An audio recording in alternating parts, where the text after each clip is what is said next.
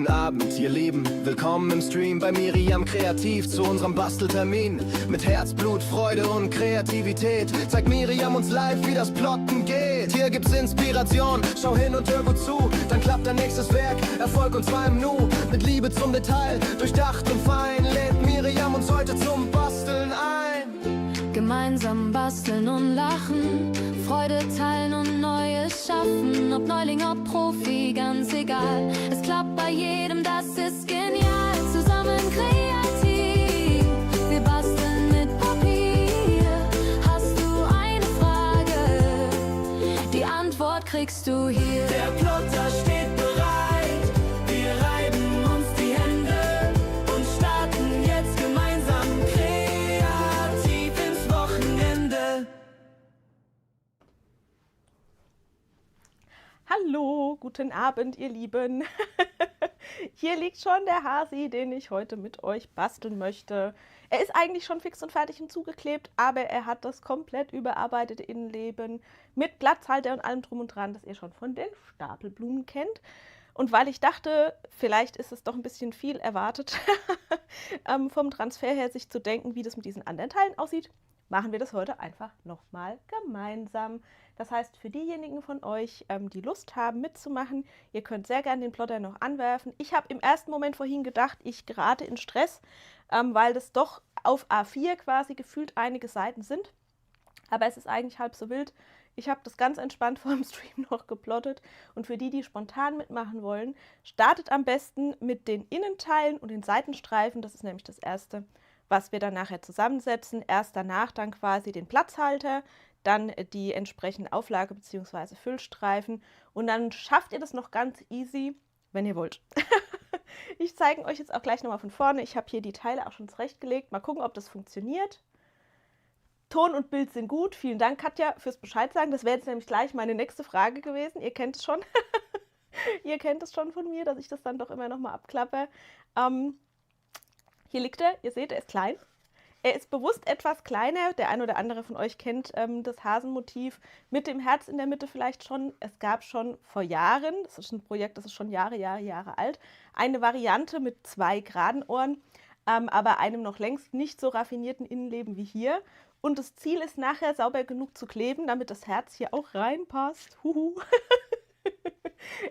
Das Herzchen in der Mitte ist total optional. Ihr könnt es sehr gerne auch in der Akzentfarbe basteln, wenn ihr wollt. Es muss natürlich nicht genau die gleiche Farbe haben. Mein Plan ist heute, ich bastel nachher meinen Hasen zusätzlich noch in Creme. Ich habe hier einen in Weiß und bastel einen in Creme. Und dann kann man die Herzen bei den beiden Hasen austauschen. Ist auch ziemlich süß. Ihr könnt den optisch super mit dem alten Hasen kombinieren, wenn ihr das wollt. Der hier ist im Vergleich zu dem alten Hasen 75% kleiner, hat komplett neue Klebelaschen bekommen, hat ein komplett überarbeitetes Innenleben bekommen, aber von der Idee her gehen die zueinander und ich habe den bewusst ein kleines bisschen kleiner gemacht, weil ich dachte, der passt prima zu den Stapelblümchen, die wir letzte Woche ja auch gemeinsam gebastelt haben. Ich stelle ihn einfach da mal ganz kurz nebendran.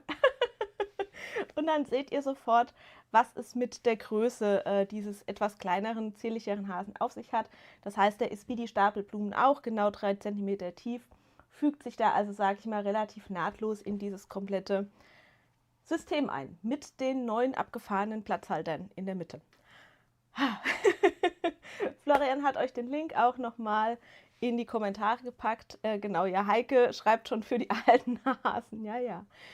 Ich war wie immer total happy, dass die ersten von euch das Ding schon komplett gebastelt haben. Ich bin ausgeflippt, als ich schon wieder die ersten Kundenfotos gesehen habe. Es gibt also nachher auf jeden Fall auch schöne Kundenfotos anzugucken. Ich habe aber noch ein bisschen was Organisatorisches zu erzählen. Das würde ich als erstes gerne abhaken, damit ich es nachher im Eifer des Gefechts, wenn wir am Basteln sind, nicht vergessen.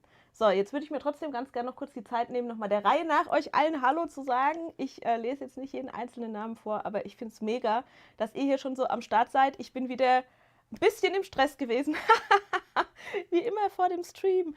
Aber wenn dann endlich Streamzeit ist, bin ich eigentlich super entspannt und bin jetzt endlich so weit, dass das wirklich für mich dann auch einfach das Wochenende ist, was da anfängt. Das heißt, ich bastel jetzt gleich einfach ganz entspannt mit euch.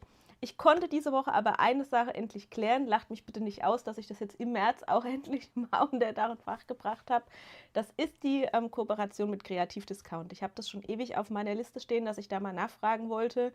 Wie es aussieht, ob wir das 2026 auch fortsetzen, für die von euch, die das noch nicht wissen. Ich kaufe da schon ewig mein Papier. Unter anderem den Tonkarton in den großen 50x70 Bögen, die haben den aber auch im A4-Format und haben alles Mögliche wirklich zum Basteln. Ich bin froh, dass der Laden nicht bei mir um die Ecke ist, sonst würde ich da viel zu viel einkaufen. Auf jeden Fall bekommt ihr auch wieder 2026 weiterhin 12% Rabatt bei Kreativdiscount. Darüber habe ich mich sehr gefreut, dass die Kooperation fortgesetzt wird. Und der neue Rabattcode ist denkbar einfach, da ist jetzt Miriam Kreativ 2026 statt 2025. Das heißt, ich habe euch das Ganze auch hier unter dem Video nochmal in die Beschreibung gepackt. Ich habe es auf der Webseite aktualisiert. Ich hoffe, ich habe keine Stelle übersehen, wo die Info hingehört hätte. Wollte es euch hier aber trotzdem auch nochmal sagen, dass das auf jeden Fall genau weiterläuft. Und die Franzi schreibt gerade schon, sie hat letzte Woche erfolgreich mit dem Code vom letzten Jahr bestellt. Genau, die machen das dankenswerterweise auch immer so, dass der alte Code gefühlt einfach weiterläuft, auch wenn er offiziell 2025 heißt, bis wir uns auf einen neuen Code verständigt haben. Also die Kooperation mit denen ist eigentlich schon immer sehr nett und sehr entspannt und irgendwie trotzdem auch sehr professionell. Ich kann euch die wirklich nur ans Herz legen. Ich kaufe da selber auch nach wie vor ein. Und wollte auf jeden Fall Bescheid sagen, weil ich so ein kleines Check auf einen Punkt der To-Do-Liste erledigen konnte. Ja genau, Katja sagt, der alte funktioniert auch noch. Ja Katja, die lassen immer noch so eine kleine Übergangszeit. Wenn ich mit denen jetzt den 25er dann mal abgerechnet habe, dann nehmen die den früher oder später raus. Also ab jetzt sehr gerne Miriam Kreativ 2026 verwenden. Es ist auch toll, dass ihr das auch mitmacht und dass ihr daran denkt, weil die sehen anhand des Umsatzvolumens ja, dass es sich auch lohnt, sage ich mal, uns irgendwie einen Rabatt zu geben. Das heißt, wir haben da irgendwie alle was davon. Ihr spart beim Einkaufen die 12%. Ich kriege auch was vom Kuchen ab. Das heißt, ich kriege eine Provision. Das ist natürlich die Idee dahinter. Das ist eine Affiliate-Kooperation. Das habt ihr euch wahrscheinlich schon gedacht oder kennt euch da schon aus, wisst da Bescheid. Und es ist einfach eine super Sache für beide Seiten letzten Endes. Es ist für die, sage ich mal, eigentlich gute Werbung, weil sie wirklich ja nur für Verkäufe Geld bezahlen, die tatsächlich stattgefunden haben. Das ist nicht wie wenn man eine Werbeanzeige schaltet und dafür Geld bezahlt, weil beim Schalten der Werbeanzeige ist ja noch kein einziger Euro eingenommen, sondern ich gebe dir was ab für für das, was ich hier an Werbung mache, das zahlen die ja wirklich nur für den tatsächlich geflossenen Umsatz. Insofern haben da wirklich beide Seiten am Ende was davon. So, das war Orga-Punkt Nummer 1. Es sind diesmal nicht viele Orga-Punkte, es gibt nur noch einen Orga-Punkt Nummer 2. Viele von euch haben das schon entdeckt, ein paar haben sich auch schon angemeldet. Es gibt neue Sofortbenachrichtigungsmöglichkeiten im Shop. Ich habe diese Woche, ich gestehe es, viel zu viel programmiert und viel zu wenig Papier gebastelt. Ich wollte ja schon länger unbedingt eine Möglichkeit, euch auch über die Streams zu informieren. Die Produkt-Sofortbenachrichtigung im Shop, die kennt ihr jetzt schon, die haben wir uns letzte Woche schon kurz auch angeschaut, glaube ich. Haben wir sie angeschaut? Auf jeden Fall haben wir darüber gesprochen, dass ihr euch im Kundenkonto anmelden könnt, um eine E-Mail-Benachrichtigung zu erhalten, wenn ein Produkt in den Shop gewandert ist. Lege ich euch auch nach wie vor ans Herz, weil ihr wisst, ich bin immer noch so ein nicht ganz ein Mann, aber fast ein Mann-Betrieb. Mein Mann ist als Backup noch da, aber der hat mit diesem ganzen Marketing und Leute Bescheid sagen und so hat er es nicht so. Das heißt, langer Rede, kurzer Sinn, Newsletter schreiben und solche Sachen liegt alles bei mir. Deshalb gab es so lange keinen Newsletter, weil mein Tag auch nur 24 Stunden hat und ich in der Regel gut damit eingebunden bin, die Projekte für euch umzusetzen, die anderen Dinge irgendwie vorzubereiten, an der Webseite zu arbeiten, da mache ich ja in letzter Zeit unheimlich viel, andere Strukturen zu schaffen, was irgendwie sonst noch gebraucht wird, damit ich schneller und leichter für euch Plotter-Dateien erstellen kann. Und da ist aktuell so viel gleichzeitig zu tun, dass der Newsletter einfach eine der Dinge ist, die so ein bisschen auf der Strecke bleibt. Ich muss jetzt zumindest mal einen schicken, in dem dann drin steht, dass man sich für diese Sofortbenachrichtigung anmelden kann. Die kann ich jetzt endlich relativ leicht versenden, weil ich das System dafür selbst gebaut habe. Das heißt, es zeigt dann auch genau das an, was es anzeigen soll. Ich muss nicht mehr manuell irgendwelche Links von A nach B kopieren. Das kann der alles automatisiert. Es war ein ziemlicher Krampf und Kampf, weil man ganz viele Dinge irgendwie bedenken muss, auch wie E-Mails, Sachen anzeigen und so, da will ich euch gar nicht mit Details langweilen. Aber ich mache mir jetzt gleich selber einmal ganz kurz die Webseite auf und zeige euch die Optionen. Ich habe euch sogar hier bei YouTube unter das Video einen Link gepackt, wo ihr die Stream-Benachrichtigungen aktivieren könnt. Ich hoffe sehr, dass es auch funktioniert. Das heißt, wer grundsätzlich über die Streams informiert sein will, kriegt da standardmäßig einfach nochmal eine kurze E-Mail 1 Stunde bevor es losgeht. So ist es eingestellt, also kurz nach 19 Uhr müsste eine Erinnerungsmail an euch rausgehen. Die paar von euch, die das schon aktiviert haben, können bitte kurz Bescheid sagen, ob das bei ihnen geklappt hat. Ich habe vorhin so einen kleinen Freudentanz hier vorm PC eingelegt, weil ich in der Sendehistorie quasi sehen konnte, dass er die E-Mails rausgeschickt hat. Also ich hoffe, es ist auch bei euch im Postfach alles irgendwie angekommen. Und ich zeige euch ganz kurz die Option und dann habt ihr es auch durch den technischen Teil schon geschafft und wir fangen an zu basteln. Ich denke nur, ich will euch da immer ein bisschen mitnehmen und auch Bescheid sagen, weil das einerseits natürlich einen großen Teil meiner Zeit diese Woche in Anspruch genommen hat. Ich hatte noch mehr so andere und nicht so schöne Termine wie Zahnarzttermine und so ein Quatsch diese Woche. Das heißt, nicht so viel Kreativzeit, wie ich gerne gehabt hätte. Aber ja, ich mache das alles, damit wir alle irgendwie noch besser hier zusammenfinden. Und die Idee bei dieser Stream-Benachrichtigung ist nicht nur, dass ihr so einen kurzen Teaser nochmal bekommt, der euch sagt, hey, es geht gleich los, bist du dabei? Sondern das ist auch mein neuer Weg, euch Bescheid zu sagen, wenn es doch mal irgendeine Verschiebung gibt, wenn irgendwas terminlich nicht klappt, wenn ich es auf einen anderen Tag verlegen muss, wenn ich doch mal absagen muss, weil ich es so müßig finde, auf den anderen Plattformen euch irgendwie dann auch zu erreichen. Es bringt halt einfach gar nichts für eine Sofortinfo, wenn ich jetzt 1 Stunde vor Streambeginn auf Facebook poste, klappt nicht, weil das dauert 2 Tage, bis alle das gesehen haben und dann ist halt der Stream auch einfach schon rum. Langer Rede, kurzer Sinn. Idee hinter dem Ganzen ist einfach so ein bisschen Plattformunabhängigkeit. Ihr bestimmt selbst, welche Nachrichten ihr kriegen wollt und die Nachricht kommt halt in euer E-Mail-Postfach.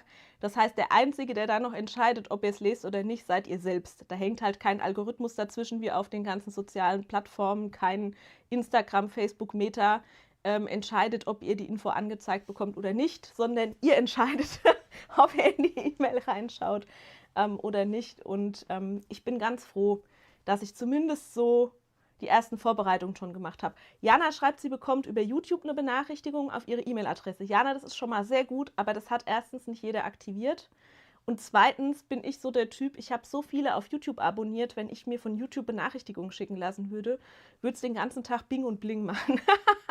Deshalb habe ich gedacht, es ist nicht so gut, auch von der YouTube-Benachrichtigung abhängig zu sein. Ich will das eben lieber über die E-Mail lösen können, damit wir nicht plattformabhängig sind und einfach das selbst in der Hand haben, die Nachricht auch rauszuschicken. So viel der theoretischen Vorrede. Ich gucke mal ganz kurz hier nebendran am PC, ob ich euch das irgendwie auf die Schnelle zeigen kann. Das würde ich sehr schön finden.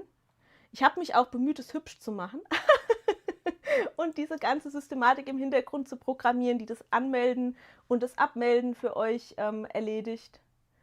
So, Achtung, ich bin selbst gespannt. Ich habe keine Ahnung, ob das jetzt klappt. Werden wir ja gleich merken. Doch, ich glaube, es hat funktioniert. Es ist zwar alles ein bisschen abgeschnitten, aber den wichtigen Bereich könnt ihr sehen.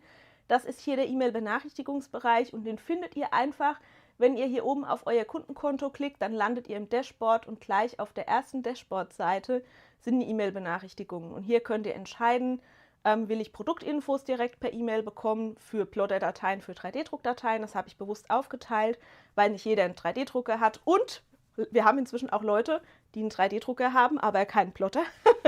Also da könnt ihr euch einfach selber einsortieren, für was ihr Infos bekommen wollt. Und jetzt hier eben neu auch für die Livestreams. Und nicht wundern, hier unten habe ich jetzt auch den Newsletter reingepackt. Da könnt ihr einfach sehen, seid ihr aktuell angemeldet, seid ihr nicht angemeldet, auch seit wann seid ihr angemeldet. Wundert euch da bitte nicht, ich baue gerade ein komplett eigenes System. Das heißt, ich baue sowohl eigene Anmeldemöglichkeiten, was die Formulare angeht, als eben auch wirklich ein komplettes Benachrichtigungssystem, über das ich in Zukunft alle E-Mails, die so als Info-E-Mails rausgehen, selber schicken kann. Einfach, damit ich es auch mache. Macht so mehr Spaß und ich habe mehr Kontrolle über den Inhalt und habe nicht so einen elendig zähen Prozess, wenn ich euch eine E-Mail schicken will. Das ist halt der Vorteil an meinen selbstgeschriebenen Lösungen, ist immer, dass die am Ende genau das machen, was ich will. Und ich habe immer sehr spezielle Vorstellungen, was meine Tools können müssen und deshalb mache ich das aktuell selbst. Frisst viel Zeit, aber ich hoffe, es kommt auch so als kleiner Benefit bei euch an und irgendwie die Infos fließen dadurch noch besser. So. Gut, das zum Technischen. dann würde ich sagen, ich hole hier direkt einmal die Teile ran.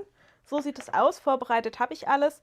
Diese Innenstreifen habe ich geplottet aus Papier, das ich nicht so gerne mag. Und alles, was außen an den Hasen kommt, habe ich, wie gesagt, aus cremefarbenem Tonkarton geschnitten. Und würde sagen, wir starten auch einfach mal direkt mit dem Zusammenbau. Kleben werde ich wieder mit Ponal, wie so ungefähr immer. Mein Prägestift liegt auch schon bereit. So für die kleinen, aber feinen Ecken, in die man vielleicht irgendwie rein muss zum Kleben. Und ich starte mit der Innenform. Es gibt 2 Innenformen, ihr wählt einfach eine davon, welche ist egal. Und ihr habt bei der Innenform eine Erkennungsmöglichkeit anhand dieser zusätzlichen Ausschnitte. Das heißt, die Seite, die außen aufgeklebt wird, hat natürlich hier keine Löcher, die ist komplett geschlossen an den Stellen. Diese Löcher sind bewusst aber gleichzeitig auch kleine Markierungen. Ich zeige euch das hier gerade mal an den Seitenstreifen. Die geben euch so einen kleinen Anhaltspunkt, welcher Seitenstreifen wohin muss. Das heißt, ihr findet hier auf den Klebelaschen der Seitenstreifen auch Markierungen. Hier sind jeweils Kreisausschnitte mit drauf, die euch sagen, dass diese Lasche ungefähr hier zu liegen kommen wird. Das heißt, diese Streifen, 2 Stück, werden einmal hier vom Kopf bis runter an den Bauch angeklebt. Das kürzere Stück ist der Kopf, das längere Stück ist der Bauch. Und die Kreismarkierung zeigt eben, das Ganze endet hier oben am Ohr. Und dann habt ihr 2 unterschiedliche Streifen für die beiden Ohren. Und zwar einen, der so ein bisschen besonders aussieht, mit so einer Zwischenvertiefung. Der hat auch wieder hier diesen Kreisausschnitt an der Seite. Das heißt, der endet wieder hier an dieser Stelle. Und dann habt ihr noch einen fürs Knickohr. Der hat auch hier unten diese kleine Kreismarkierung, läuft dann auch einmal hier quasi mit Start hier um den Kopf herum. Und dann hat man eigentlich schon eine ganz gute Übersicht, wenn man die angeklebt hat. Dann bleiben noch so ein bisschen die besonderen. Einmal hier der Einbau für das Herz direkt hier in den Hasen rein.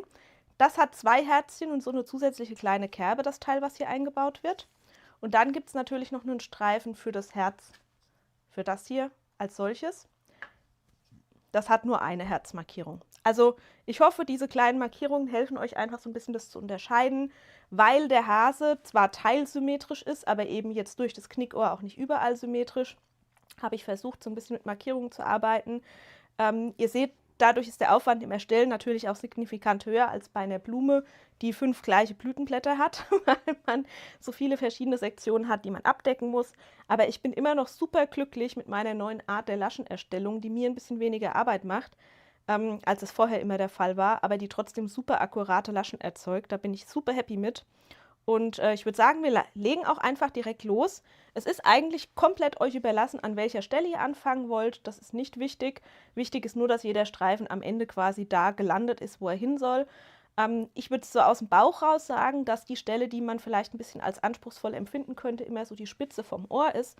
Deshalb würde ich vielleicht einfach jetzt hier oben am Kopf anfangen und zuerst die Streifen für die Ohren einmal ankleben. So. Das heißt, ich sortiere mich hier einmal so ein kleines bisschen. Das habe ich eigentlich nur als Klebeunterlage zurechtgelegt und ich starte jetzt einfach mal hier an dem Knickohr. Das ist der Streifen, der hier diesen Kreis hat und eben hier nochmal diese zusätzliche Zwischenunterteilung. In der Plotter-Datei selbst steht auch jeweils dran, dass es der Seitenstreifen für das Knickohr ist. Das heißt, wenn ihr euch ein bisschen schwer tut, könnt ihr euch ruhig auch die Datei aufmachen und könnt da einfach abgleichen. Dann kann man ganz gut erkennen, was ist was.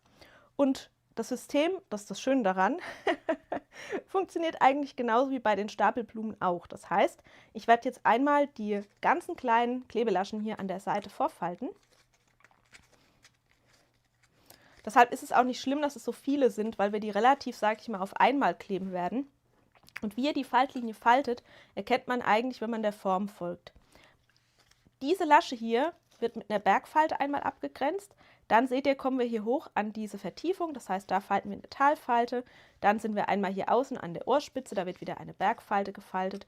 Und dann bleibt nur wieder diese Lasche, da ist es wieder eine Bergfalte. Also diese breiten Klebelaschen am Ende dann immer mit einer Bergfalte abgegrenzt. Und jetzt habe ich quasi schon hier meine Grundform, mit der ich hier einmal der Hasenform folgen kann. Das heißt, ich benutze diese Innenform als Führungsform und lege meinen Streifen einfach einmal hier ringsherum und klebe das Ganze dabei jetzt stückweise fest. Das heißt, ich beginne jetzt zum Beispiel hier in dieser kleinen Sektion hier unten, drehe das Ganze einmal um und trage jetzt nur hier an dieser Kante meinen Kleber auf. Dann drehen wir das Ganze wieder um,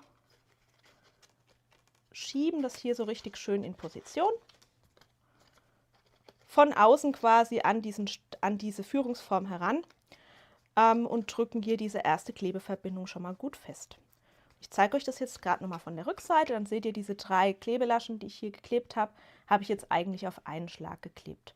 Und man kann sich da so richtig schön Abschnitt für Abschnitt drumherum arbeiten. Das heißt, ich kann jetzt hier bis zur Spitze vom Ohr einfach die nächste Klebestelle vorbereiten, hier einmal an der Kante Kleber auftragen. Und dann hier diese ganzen Klebelaschen wieder auf einmal kleben. Dafür drehe ich das um, drücke den Streifen an diese Hasenform heran. Ich schaue immer gern schon, dass die Spitze hier am Ohr auch wirklich passt. Das heißt, auch wenn da noch kein Kleber auf der zweiten Seite aufgetragen ist, lege ich hier auf jeden Fall auch an und drücke das Ganze fest. Und weil ich jetzt hier mit meinem Wurstfinger nicht ganz bis vorhin die Spitze komme, nehme ich hier sehr gern den Prägestift zur Hilfe. Einfach um hier dieses letzte Stück bis ganz vor in die Spitze auch noch schön festzustreichen. So sieht es von der Rückseite jetzt aus. Und hier seht ihr schon, diese kleine nächste Lasche hat sich auch schon so ein bisschen mit angehängt. Aber man kann sich da prima so Stück für Stück einfach außenrum arbeiten. Das heißt, jetzt nehme ich hier diesen kompletten nächsten Bogen. Und man muss es hier auch nicht übertreiben sozusagen mit der Genauigkeit, was die ganze Kleberei angeht, im Sinne von Kleberauftrag, weil das alles noch eine Innenlage ist und wir hier nachher noch von außen eine weitere Lage aufkleben. So, auch hier führe ich das Ganze einmal ringsherum, bis wirklich hier in diese Vertiefung, wo das Ohr auf den Kopf trifft.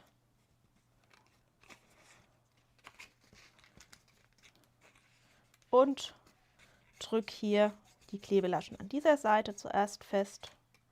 Und ihr seht, es passt alles so schön aneinander, dass ich da gar nicht viel drücken oder schieben muss, sondern ich muss es eben nur ein bisschen festreiben. Und hier habe ich jetzt gerade von innen gesehen, dass ich genau natürlich die erste Klebestelle nicht so schön geklebt habe. Das heißt, da bin ich jetzt so frei und korrigiere nochmal nach. Dafür kann man hier vorsichtig quasi die Laschen ablösen. Dabei muss man wirklich vorsichtig sein. Wenn euch das also auch mal passiert, kann man hier durchaus so ein kleines bisschen nachkorrigieren. So. Und jetzt stelle ich es einfach nochmal ab, drücke das wirklich seitlich nochmal schön ran und streiche es einfach nochmal fest. So. Hier oben hatte ich auch bei einer Lasche nochmal ein bisschen Kleber aufgetragen. Und damit habe ich hier mein Knickohr einmal ringsherum auch schon vorbereitet. Wer mag, kann auch die kleinen Klebelaschen am oberen Rand jetzt schon so ein kleines bisschen aus dem Weg klappen. Ich versuche die nicht zu sehr nach außen umzufalten, weil man Gegenfalten immer auch irgendwie sieht. Aber ich mag das, wenn die so ein kleines bisschen aus dem Weg gestellt sind, dann für später, wenn wir den Inneneinbau machen. So, hier geht es dann eigentlich auch direkt schon weiter mit dem nächsten Ohr. Und ihr seht hier an dieser Kreismarkierung, dass diese Lasche hier außen zu stehen kommen muss. Das heißt, das Ganze folgt einmal so dem Ohr. Und ich falte jetzt zuerst wieder einmal meine kleinen Laschen hier an der unteren Kante zur Seite hin vor. Ich habe hier die Variante fix geschnitten. Wer die Variante variabel mit einem Falztool verwendet, hat wahrscheinlich beim Falten ein bisschen mehr Aufwand, sage ich mal, als ich jetzt hier. Ist aber natürlich am Ende Geschmackssache. Ihr habt beide Möglichkeiten im Download. Ihr könnt also auch mit einem Falztool arbeiten. Wer diese kleinen Schnitte nicht mag, für den ist da Vorsorge getroffen. So, und jetzt orientiere ich mich gern wieder und schaue einfach, wie verläuft die Form. Knick zuerst hier an der Klebelasche meine Bergfalte. Dann haben wir hier einmal oben die Ohrspitze, da wird auch eine Bergfalte gefaltet. Dann haben wir hier auch wieder einen Übergang zur Klebelasche, das ist also eine Bergfalte. Diese nächste Faltlinie ist eine Talfalte, weil wir hier diese Teile so aneinander klappen. Dann folgt eine Bergfalte und noch eine Bergfalte. Das heißt, ich habe euch hier oben im mittleren Bereich quasi dieses Mittelstück vom Kopf einfach noch hier mit ans Ohr dran gehängt, weil ich aber wollte, dass es sehr symmetrisch ausschaut und diese Laschen zusätzlich jetzt gleich so ein bisschen die Räume innen quasi einteilen. Gibt es links und rechts eine Lasche. Deshalb klebe ich jetzt zuerst diese Doppellasche hier aneinander. Da habe ich mich auch wieder besonders gefreut. Ich habe ja gesagt, es gibt schon sehr schöne Bilder von den ersten Umsetzungen und es ist für mich einfach so cool zu sehen, dass euch meine Denkweise offensichtlich schon komplett gängig ist. Dass euch also gleich klar ist, was ich da getrieben habe und was es mit diesen Laschen irgendwie soll. Sehr schön. Okay, jetzt arbeite ich mich auch hier wieder einfach am Ohr einmal ringsherum. Ich könnte jetzt hier in der Vertiefung anfangen, das ist ein bisschen Geschmackssache. Man kann aber auch oben an der Ohrspitze anfangen. Sucht euch einfach den Punkt, den ihr irgendwie gut findet. Ich stelle das Ganze jetzt als erstes einmal hier ran, unter anderem hier oben am Kopf. Vielleicht fängt man tatsächlich auch da an. Ich kann euch gar nicht sagen, wie ich das bei meinem ersten Hasen gemacht habe, weil ich das einfach immer gerade so mache, wie ich in dem Moment dann Lust und Laune habe. Aber ja, da diese zwei Laschen hier mit so ein bisschen Spannung dazwischen sitzen, ist es vielleicht wirklich gar nicht so schlecht, hier oben am Kopf auch loszulegen. Und das ist immer noch diese eine Lasche, die ich eigentlich gerade noch mal korrigieren wollte, die mir hier noch so ein bisschen übersteht. Fragt mich bitte nicht, was ich da heute gemacht habe. Aber ihr seht, wenn man da ein bisschen vorsichtig ist, kann man das auch jederzeit noch mal so ein bisschen nachkorrigieren. Ich klebe jetzt die zwei Kopflaschen auch gleich mit. So. Mich nämlich gerade schon gewundert, warum das hier gar so schwer reingeht, weil ich das hier zu schlecht an die Form rangeführt habe. Aber jetzt sieht es gut aus. Sehr gut. Dann mache ich das gleiche hier oben beim Kopf. Ich schiebe mir das so richtig schön von außen ran, streiche die Klebeverbindung hier gut fest und dann kommt als nächstes das Ohr.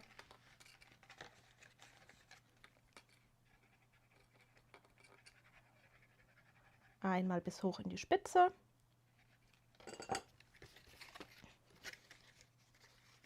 Ich finde es gerade ganz schön, ihr unterhaltet euch einfach, oder? Ich sehe zumindest keine markierten Fragen. Nehmt es mir bitte nicht übel, wenn ich so am Basteln bin. Ihr merkt es ja. Bin ich auch wirklich einfach am Basteln und kriege nicht sofort alles mit. Deshalb setze ich da heute sehr auf meinen lieben Mann und auf die liebe Annette, die mir hoffentlich einfach eure Fragen markieren, wenn doch irgendwo Fragen reinkommen, die ich übersehen sollte. Ansonsten unterhaltet euch sehr gerne. Ihr wisst, genau dafür ist unser Treffen hier am Freitag auch da, dass ihr auch so ein bisschen Austausch einfach miteinander habt. Falls jemand wirklich jetzt direkt live mitbastelt und irgendwo nicht mitkommt, irgendwas unklar sein sollte, ihr könnt wie immer fragen. Das ist hoffentlich klar. Ihr dürft jederzeit nachhaken. Dürft auch gerne Bescheid sagen. Dann weiß ich, dass ich vielleicht an irgendeiner Stelle nochmal auf den einen oder anderen warte oder nachfrage, zumindest wie weit ihr gerade seid.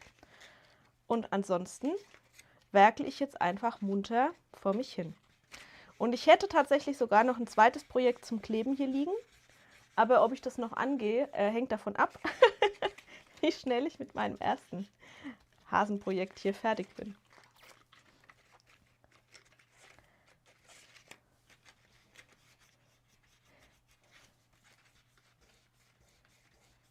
Ui, bei der Nicole zieht gerade der dritte 3D-Drucker ein, wenn ich das hier richtig lese. Sehr schön.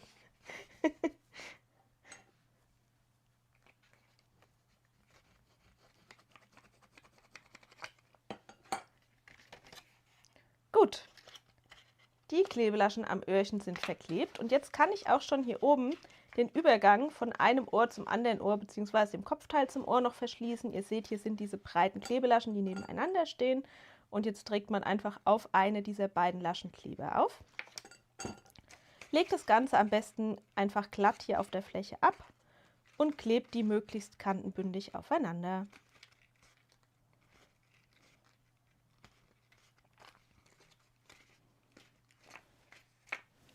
So, damit sind die Ohren auch schon montiert. Und jetzt weiche ich tatsächlich, glaube ich, nochmal vom Plan ab und baue als erstes noch das Herz hier in der Mitte ein. Das ist der Streifen, der hier zwei Herzen jeweils auf den seitlichen Klebelaschen hat und diese zusätzliche kleine Kerbe. Und das Ganze wird einmal hier in die Herzform eingesetzt und zwar so, dass diese Lasche einmal hier unten zu stehen kommt.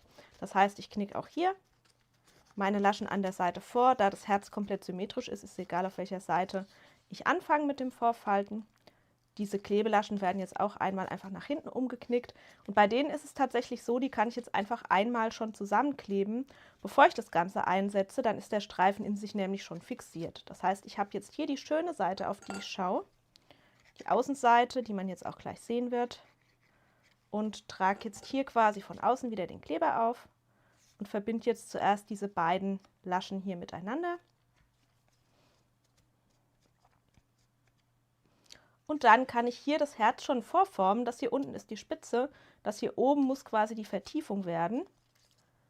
Und kann das Ganze hier dadurch so ein kleines bisschen leichter durch diese Öffnung stecken. So, ich schaue, dass alle Laschen einmal mit durchrutschen. Und wenn das jetzt noch nicht perfekt die gleiche Form hat wie der Ausschnitt, ist es gar nicht schlimm. Da arbeitet man sich jetzt einfach so ein bisschen Stück für Stück auch wieder drumherum. Das heißt, ich klappe hier die Laschen jetzt alle wieder einmal nach außen um. Und starte zum Beispiel hier unten in der Spitze, stelle mir das Ganze schon einmal schön auf, dass es hier wirklich schön anliegt. Und dann trage ich hier an dem ersten Segment Kleber auf. Bei dem Herz habe ich das tatsächlich auch in mehreren Anläufen sozusagen gemacht, also nicht den ganzen Bogen auf einmal, sondern erstmal unten die Spitze und dann erst diese oberen Bögen. Hier unten habe ich nämlich hier diesen schönen Referenzpunkt, wo ich das einfach schön herandrücken und gut festhalten kann. Und dann fixiere ich hier die eine Seite und fixiere auch direkt die andere Seite.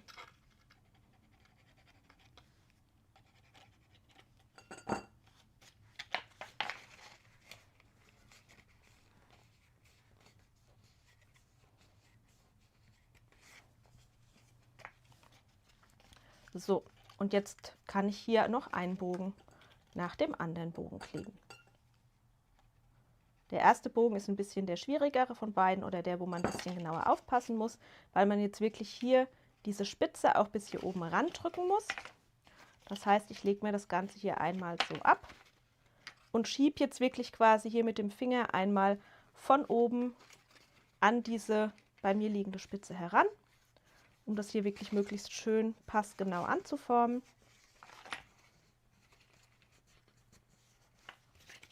Schauen wir uns das Ganze hier auch von außen nochmal an. Hier diese allerletzte kleine Klebelasche sollte schön neben dieser benachbarten gespiegelten Klebelasche zu liegen kommen. Das heißt, die werde ich jetzt versuchen, so ein bisschen in einem Rutsch und mit ein bisschen mehr draufschauen quasi auch dann gleich in Position zu bekommen. Das zeigt einem nämlich ganz gut an, sage ich mal, ob man hier dann auch den Winkel einigermaßen trifft. So.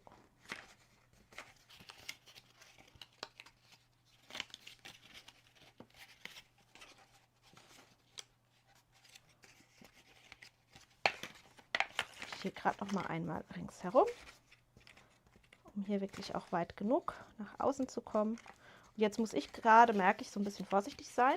Ich würde die nämlich sehr gerne noch nebeneinander schieben, aber ich habe hier sehr viel Kleber aufgetragen. Und dadurch ist das Papier sehr weich. Und umso weicher das Papier ist, umso weniger hat man von dieser Schablonenfunktion. Jetzt, so ist es gut. Das meinte ich mit, ich klebe gern dieses letzte Laschenpaar auch so ein bisschen unter Sicht, dass die wirklich auch schön nebeneinander liegen.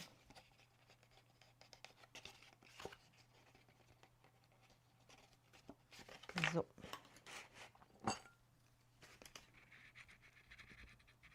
Also hier wäre ein kleines Mühe weniger Kleber auch gut gewesen, aber es hat geklappt. So, weiter geht's. Hier sind die beiden Seitenstreifen, die wir jetzt einmal hier vom Kopf bis nach unten anbringen würden. Die werde ich jetzt aber vielleicht gleich zu einem langen Streifen verbinden, weil die Formen jetzt hier, sage ich mal, in sich relativ ja, einfach und schlüssig sind und die Verbindung hier unten zu diesem letzten Laschenteil ein kleines bisschen anders läuft als hier oben, weil eben hier der Knick so flach ist und wir keinen spitzen Winkel irgendwo haben, klebe ich diese Laschen hier flach an. Ihr seht, es gibt hier seitlich auch keine Lasche zum Umfalten. Das heißt, im Endeffekt verbindet man dieses ganze Teil hier zu einem langen Streifen, der so aufgebaut ist, dass die beiden Laschen mit den Punkten hier einmal links und rechts quasi zur Seite schauen und hier in der Mitte diese Klebelasche, die wird jeweils mit diesem breiten Teil verklebt. Dabei achtet man darauf, dass die Faltlinie wirklich hier schön an der Kante zu liegen kommt und dann hat man einen langen Streifen, den man einmal hier ringsherum bauen kann. Man kann jetzt hier auch erst wieder komplett vorfalten. Man hat einmal hier an den Laschen links und rechts Bergfalten. Die Vertiefung in der Mitte liegt beim Hasen genau hier am Hals. Das heißt, hier falte ich eine Talfalte. Das mache ich mit dem zweiten Streifen ganz genauso. Und dann kann ich jetzt eigentlich erstmal hier meinen Gesamtstreifen quasi aufbauen. Da finde ich es ganz hilfreich, wenn man diese unteren Laschen, diese breiten Laschen auch schon vorfaltet, weil ich die jetzt so ein bisschen als Begrenzung nutzen kann, wenn ich das Ganze hier zusammenbaue. Kann ich das hier zusammenschieben und die stehen hier an und ich kann nicht versehentlich, sage ich mal, hier zu weit nach links rutschen.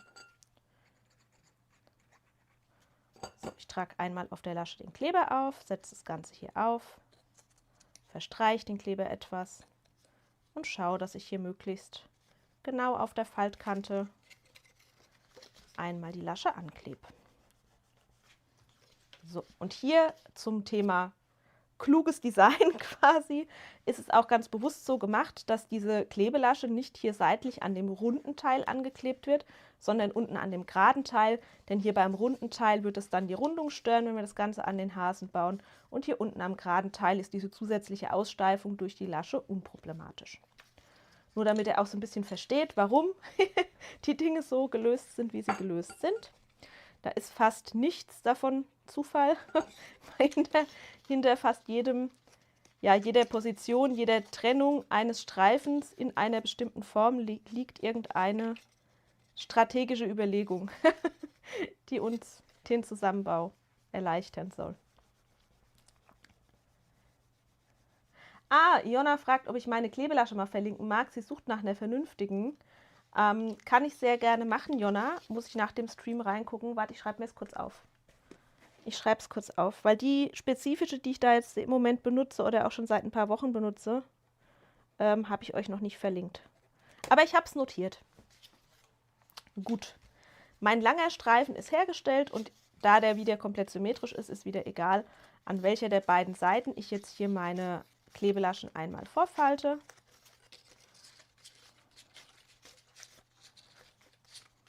Suche also einfach irgendeine aus und stelle die Klebelaschen schon mal ungefähr in 90-Grad-Winkel, um das Ganze jetzt hier schön von außen ansetzen zu können. Und ich starte jetzt, glaube ich, einmal hier unten am Boden, wo ich das Ganze hier links und rechts einfach schön anstellen kann. Mit der breiten Klebelasche, auf die trage ich mir hier einmal Kleber auf. Es ist hier bei diesen Projekten auch immer egal, ob ihr den Kleber auf die Klebelasche auftragt oder am Rand der Führungsform, der Innenform. Das ist wurscht. Macht es so, wie es euch irgendwie besser von der Hand geht. Das heißt, wem das zu, sag ich mal, Larifari schlampig ist, hier immer auf der Kante quasi den Kleber aufzutragen und dann so Klebereste zu haben, die eben durch diese Lücken der Klebelaschen doch irgendwo nach außen dringen. Der kann auch auf die Klebelaschen Kleber auftragen, aber ich empfinde es halt als ein bisschen zeitaufwendiger. Deshalb mache ich das eigentlich ganz gerne so, dass ich einfach wirklich an der Kante lang arbeite.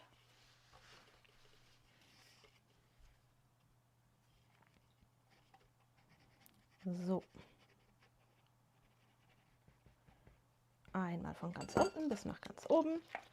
Und dann lege ich den Streifen auch hier an und versuche wirklich als erstes wieder hier schön in diese Vertiefung am Hals die Laschen reinzulegen. Und dann ergibt sich diese restliche Rundung fast von selbst. Und die Laschen oben stelle ich wieder so ein bisschen nach außen aus. Und hier oben habt ihr es jetzt gerade gesehen, hat der Kleber nicht sofort gehalten, da war ich zu ungeduldig. Jetzt streichen wir gerade noch mal schön fest. Jawohl. Und da seht ihr, haben die sich auch wieder alle schön nebeneinander gelegt, die Klebelaschen. Genauso stelle ich mir das vor. Und hier oben am oberen Teil vom Kopf gehe ich noch mal genauso vor. Das heißt, ich trage einmal hier komplett an der Kante den Kleber auf und stecke jetzt hier diese Lasche einmal nach innen. Versuche das hier oben gleich schön in diese Vertiefung reinzudrücken und dann einfach den ganzen Bogen festzustreichen. So, auch hier klappe ich die Laschen so ein bisschen aus dem Weg. Und auch hier werden diese beiden Klebelaschen, die jetzt nebeneinander liegen, mit den Kreisausschnitten miteinander verbunden. Das heißt, ich trage auch hier wieder dünn Kleber auf. und versuche die möglichst genau aufeinander zu positionieren.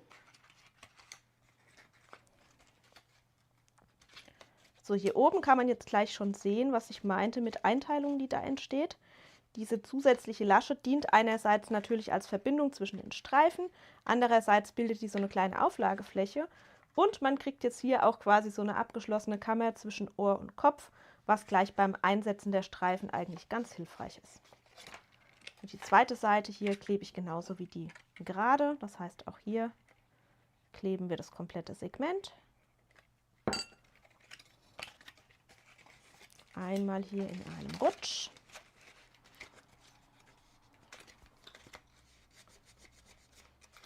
Ich habe mich immer noch nicht so richtig umgewöhnt. Ich habe, glaube ich, letzte Woche erzählt, dass ich eine frische Flasche von meinem Ponalholzleim angefangen habe, weil ich Dussel meine alte Flasche, glaube ich, mal zu lange offen hatte. Und dann habe ich jetzt ja immer wieder so Ablösungen quasi drin gehabt, so feste Stellen, die dann auch nicht richtig durch die Spitze von der Flasche durchgehen wollten.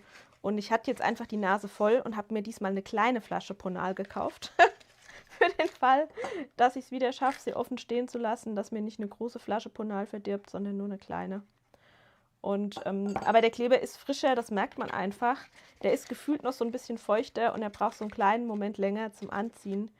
Und irgendwie habe ich mich da noch nicht so richtig gut umgewöhnt. Deshalb passiert mir das manchmal noch, dass ich zu früh loslasse, wo ich dann Stellen habe quasi, wo es gut gewesen wäre, die noch einen kleinen Moment länger festzuhalten.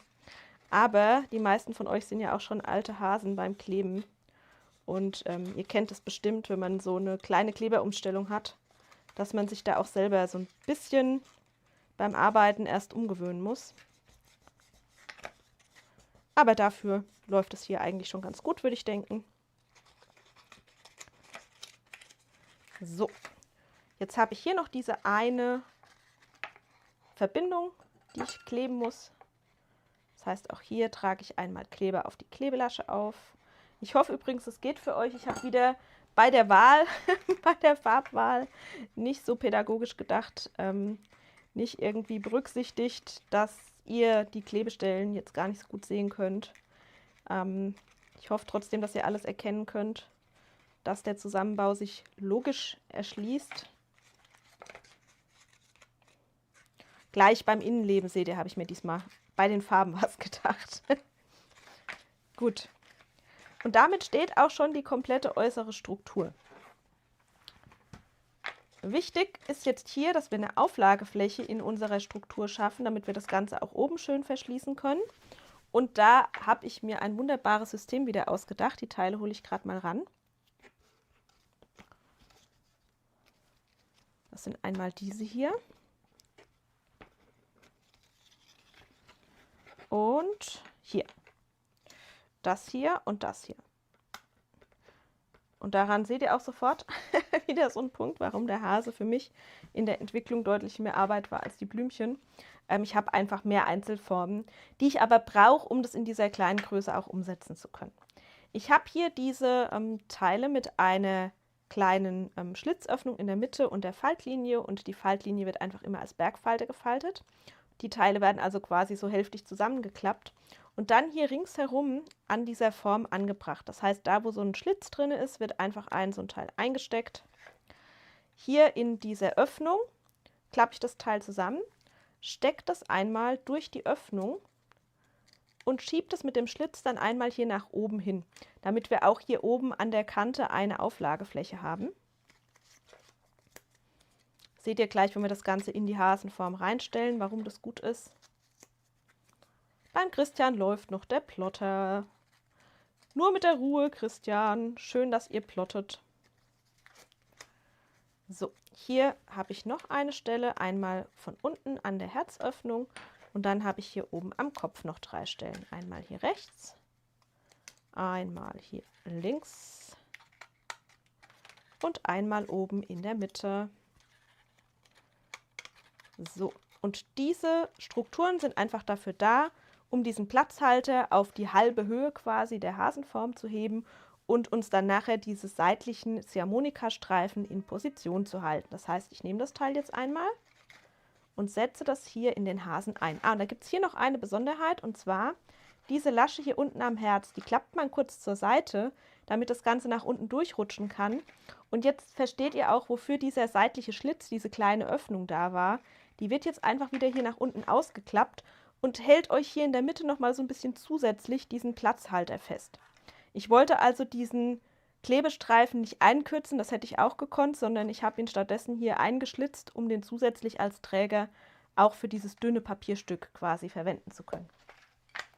Okay, also hier diese Lasche, wie gesagt, einfach einmal kurz zur Seite klappen, das Teil einsetzen, dann die Lasche wieder nach unten stellen, dann hält sich das Ganze hier.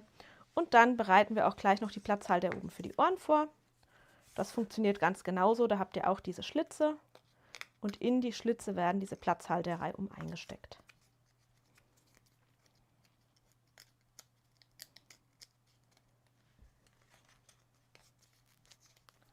So.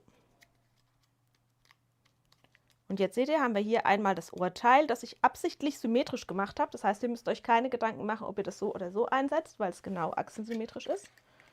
Also einfach einmal hier reinstellen. Und dann haben wir noch ein Teil hier für dieses Ohr. Da ist es eigentlich genau das gleiche. Das heißt, auch hier habe ich darauf geachtet, dass das Teil symmetrisch aufgebaut ist.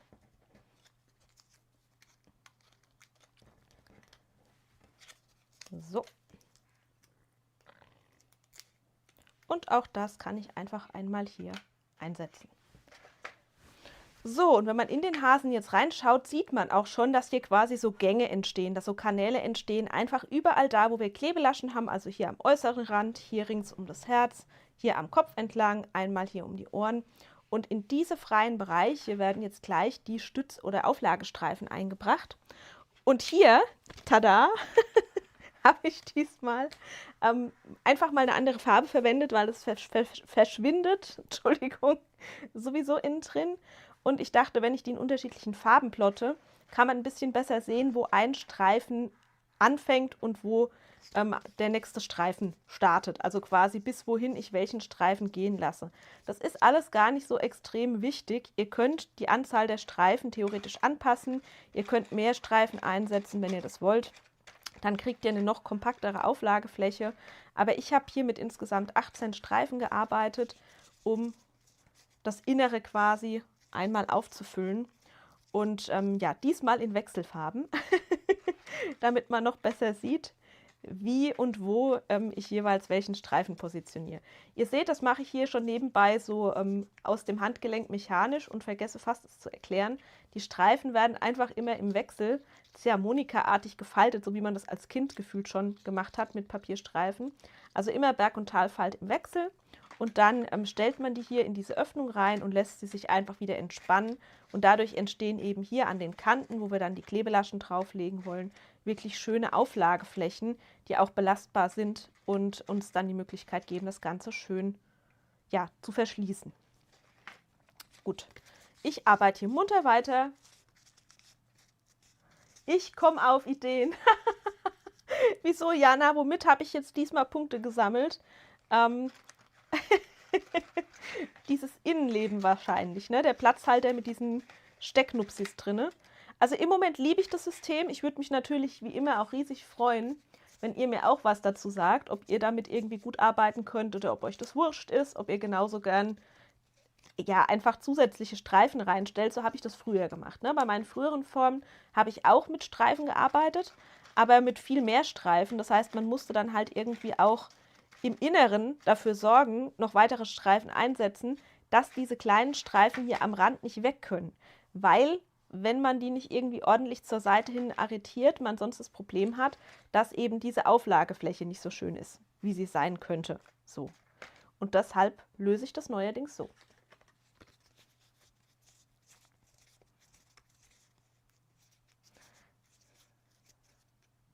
So. Jetzt habe ich nochmal lila gefaltet. Wo packe ich den hin? Hier unten ins Herz. Einmal hier an diese Seite. Zack. Ich überlege gerade, ob ich genug Streifen geplottet habe. Mein Herz muss ich nämlich auch noch füllen. Kann sein, dass 2 Streifen fehlen, aber wenn das nachher beim Herz so wäre, bleiben wir ganz entspannt und schalten den Plotter einfach nochmal an. So. Also ihr seht, hier habe ich auch 2 Streifen eingesetzt. Hier unten einmal violett und dann grün. Hier auf der Gegenseite setze ich auch 2 Streifen ein. Annika sagt, das sagt ihr viel mehr zu. Gefällt ihr schon, ohne es getestet zu haben. Sehr gut. Das heißt, du findest schon die Idee gut. Das ist doch schon mal gar nicht schlecht.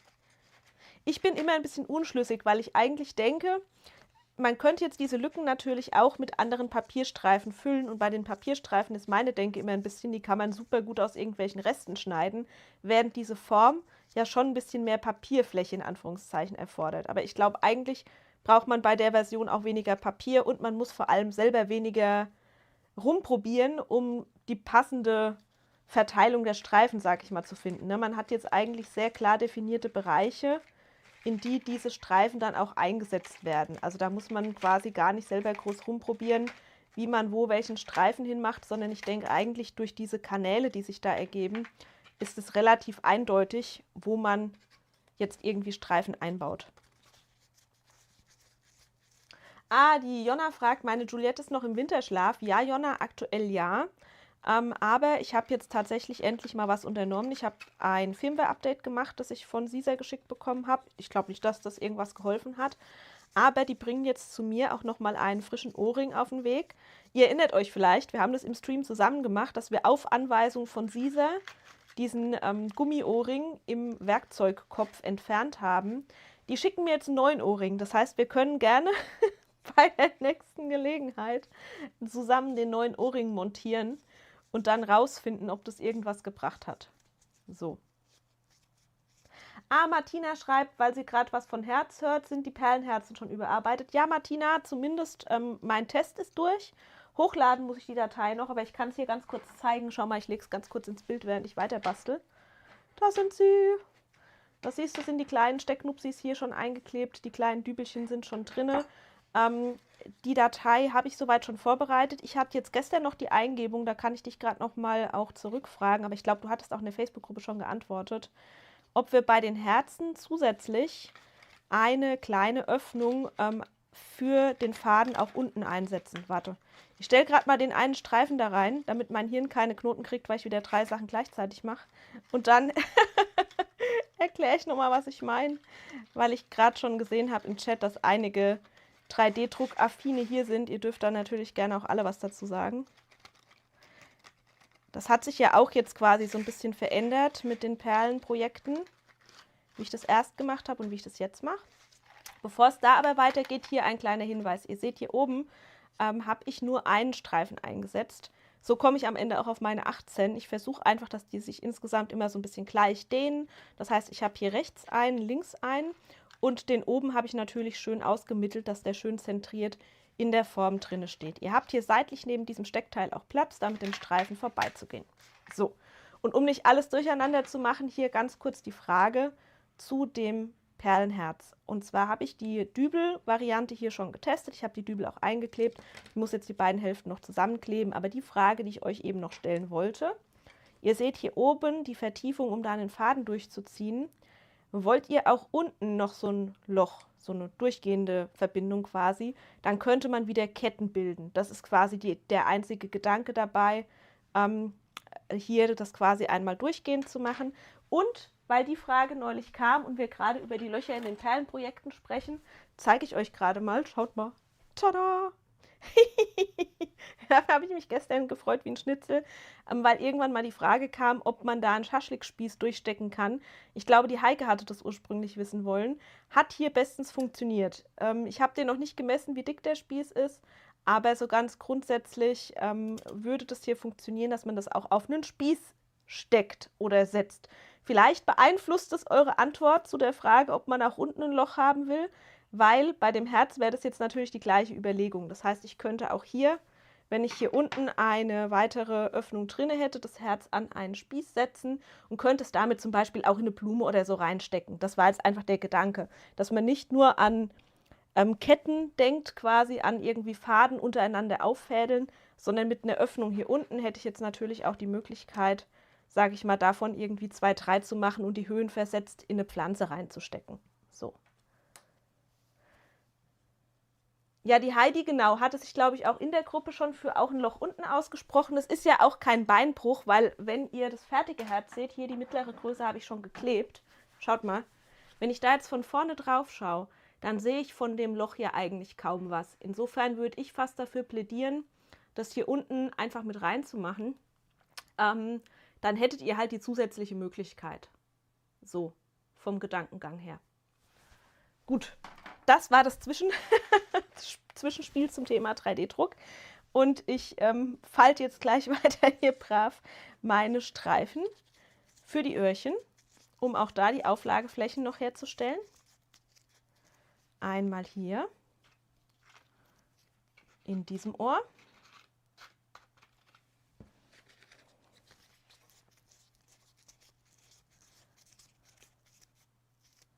Und einmal hier drüben.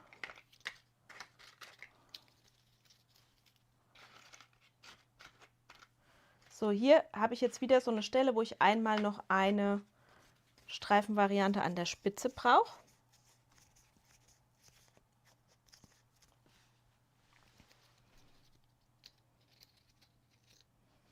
Und auch hier versuche ich mir jetzt wieder so ungefähr die Mitte zu suchen.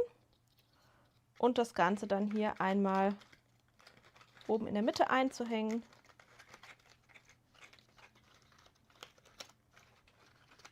So, dann muss ich mir hier den grünen Streifen so ein kleines bisschen aus dem Weg schieben. Ich hätte natürlich auch oben anfangen können. Na, das doch mal in die Hand nehmen. Jetzt. So, wunderbar. Und das gleiche mache ich noch hier auch einmal am Ohr. Martina schreibt, Hasi sieht auch toll aus, sie glaubt, sie muss einkaufen gehen. Nur zu, Martina. Nur zu. So, ein Streifen. Den drehe ich, glaube ich, einmal um. Und vielleicht fange ich hier sogar auch an der Unterseite an. Ihr seht, da lehnt sich das Ganze nämlich gerade noch an.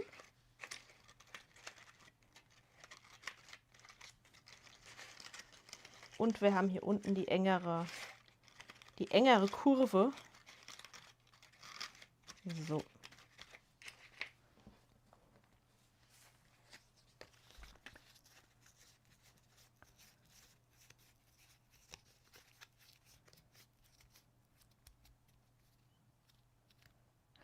Annette, wie du fändest, wie beide Varianten schön. Bitte nochmal Rückmeldung an mich. Ich schaffe es gerade wieder nicht, eurem kompletten Gesprächsverlauf zu folgen. Deshalb gerne nochmal Info an mich. Ihr wollt gern beide Optionen mit nur Loch oben und zusätzlich noch Loch unten. Habe ich das jetzt richtig verstanden? Oder ging es um was ganz anderes? Ob es schwer ist, wenn es beide Varianten gibt.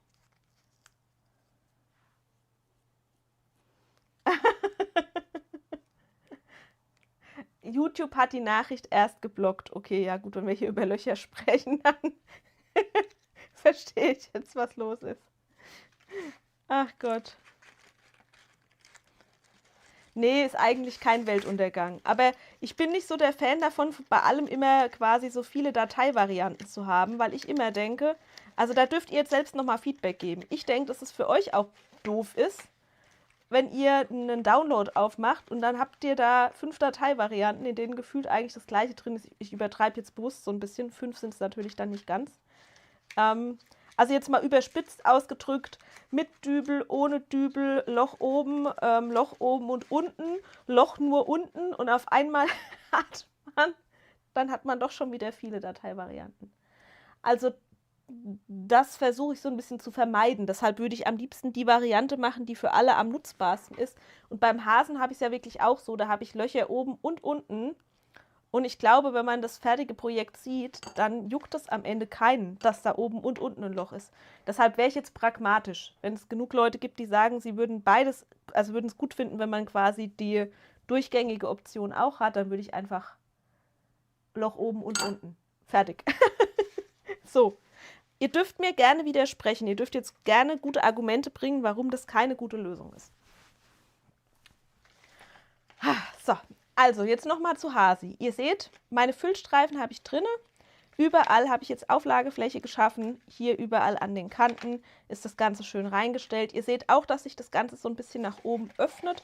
Das ist aber klar, weil diese Füllstreifen natürlich so ein bisschen Druck ausüben. Das heißt, wenn man das jetzt schließt, muss man einfach schauen, dass man wieder schön an die Form heranarbeitet und da so ein bisschen gegenhält. Aber ich habe quasi dafür gesorgt, dass es nirgendwo zu knapp werden dürfte. Ihr könnt es gerne einmal durchchecken, könnt euch hier zum Beispiel in den Ohrspitzen diese Streifen noch so ein bisschen zurechtziehen, aber man merkt es dann beim Zusammenbauen eigentlich ganz gut, ob man irgendwo noch nachjustieren muss. Ihr seht jetzt bestimmt hier oben auch, dass ich quasi am Kopf so eine Art durchgehenden Ring hier oben gebildet habe mit meinen Auflagestreifen. Diese Laschen, die wir hier haben von den Seitenteilen, die aneinander laufen, laufen also hier links und rechts einfach am Kopfteil vorbei. Und ich habe hier quasi eine Kammer unten für den Körper und hier oben die Ohren grenzen sich entsprechend auch durch diese Laschen ab. So ist alles ganz gut eingeteilt. Ich habe meine Streifen alle untergebracht und kann jetzt hergehen und kann diese Form entsprechend verschließen. Das heißt, ich würde einfach den nächsten Innenteil nehmen, den habe ich hier liegen, und würde den einmal dann gleich hier aufsetzen, hier aufkleben, genau, weil ich es gerade lese. Trinkpause, genau so. Ich trinke jetzt einen kleinen Schluck, solange habt ihr noch Zeit, noch mal in den Hasen zu schauen. Schreibt, wenn ihr Fragen habt, bevor ich den zumache. Wenn er zu ist, ist er zu. Dann könnt ihr nur noch im Video zurückspulen, um nochmal in den Hasen auch wirklich reingucken zu können.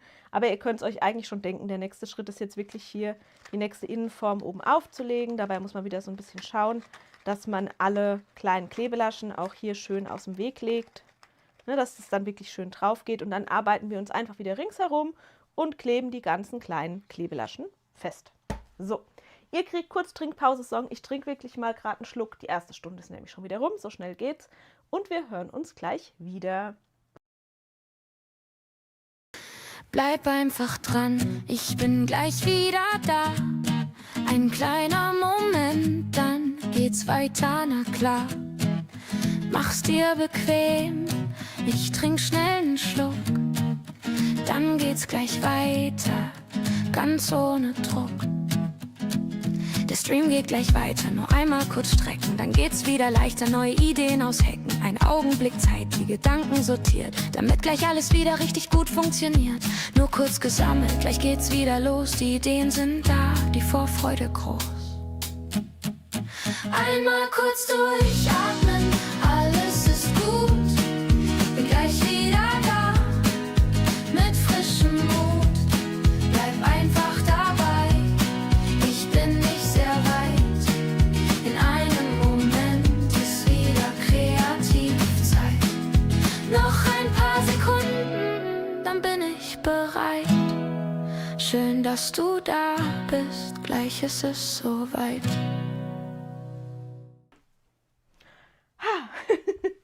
So, weiter geht's. Sehr gut.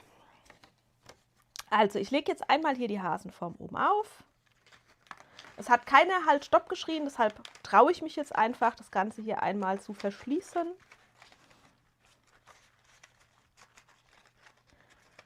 Ich habe auch noch gar nicht so richtig rausgelesen, ob jemand von euch überhaupt mitbastelt. Vielleicht rede ich hier ganz umsonst immer in der Richtung. Da ja der ein oder andere schon vorgebastelt hat quasi, bin ich gar nicht sicher, wie viele von euch jetzt wirklich live mitmachen.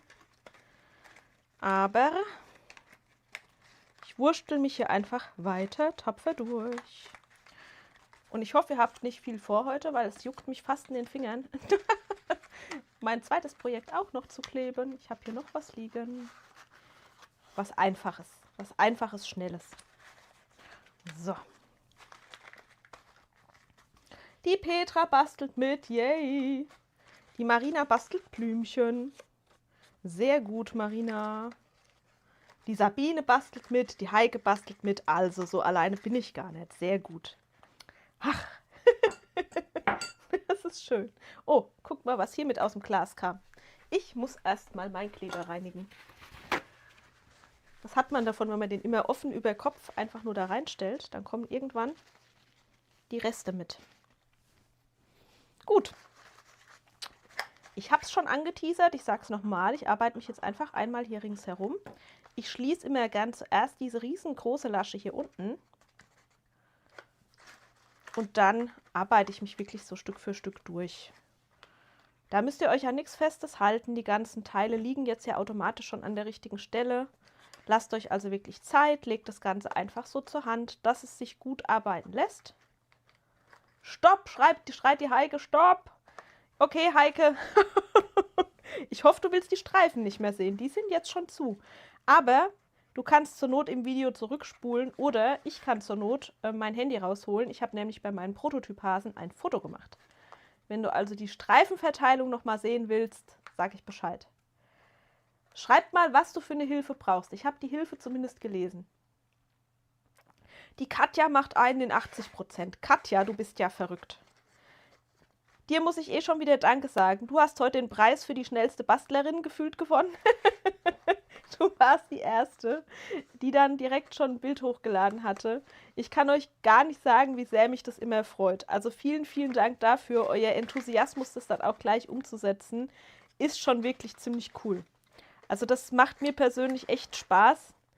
Ich habe mich riesig über dein Foto gefreut, ich habe mich über Nicoles Foto gefreut, ich habe mich über Marens Foto gefreut. Ich nehme das also gar nicht übel, dass ihr schon vorbastelt, im Gegenteil. Ich freue mich total. Wie viel Ziehharmonika um das Herz in Heike? 4. Einer rechts, einer links, einer rechts, einer links. Also quasi halbe Höhe, halbe Höhe. 4 Streifen um das Herz. 4 Stück. Sag Bescheid, ob du mit dieser Info arbeiten kannst oder ob ich nochmal das Bild rausrücken soll. Aber ich kenne dich, du kommst damit zurecht. So. Hier wieder das kleine Mini-Laschenpaar in der Mitte.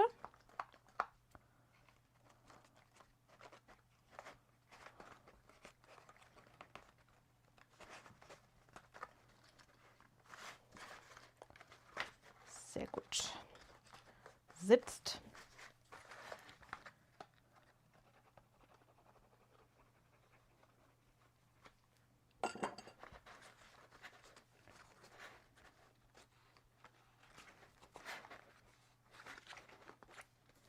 Hier oben habe ich irgendwas noch nicht so richtig schön abgelegt. Das korrigiere ich dann gleich. Ich hätte ehrlich gesagt, das kann ich bei euch eigentlich gerade mal noch abfragen, wenn wir schon hier sind. Ich habe noch mal Stapelblümchen gemacht oder angefangen zumindest. Es hatte sich jemand noch spitze Blütenblätter bei den Stapelblüten gewünscht. Das habe ich schon vorbereitet. Ich tue mir im Moment noch schwer damit, wie die Blätter dazu aussehen sollen. Aber ja, genau.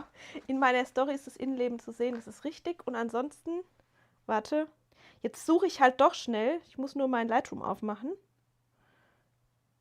Ich könnte es sonst auch noch mal groß zeigen. Ja, hier sieht man es tatsächlich gar nicht mal so gut. Das habe ich nur so mittelgut fotografiert.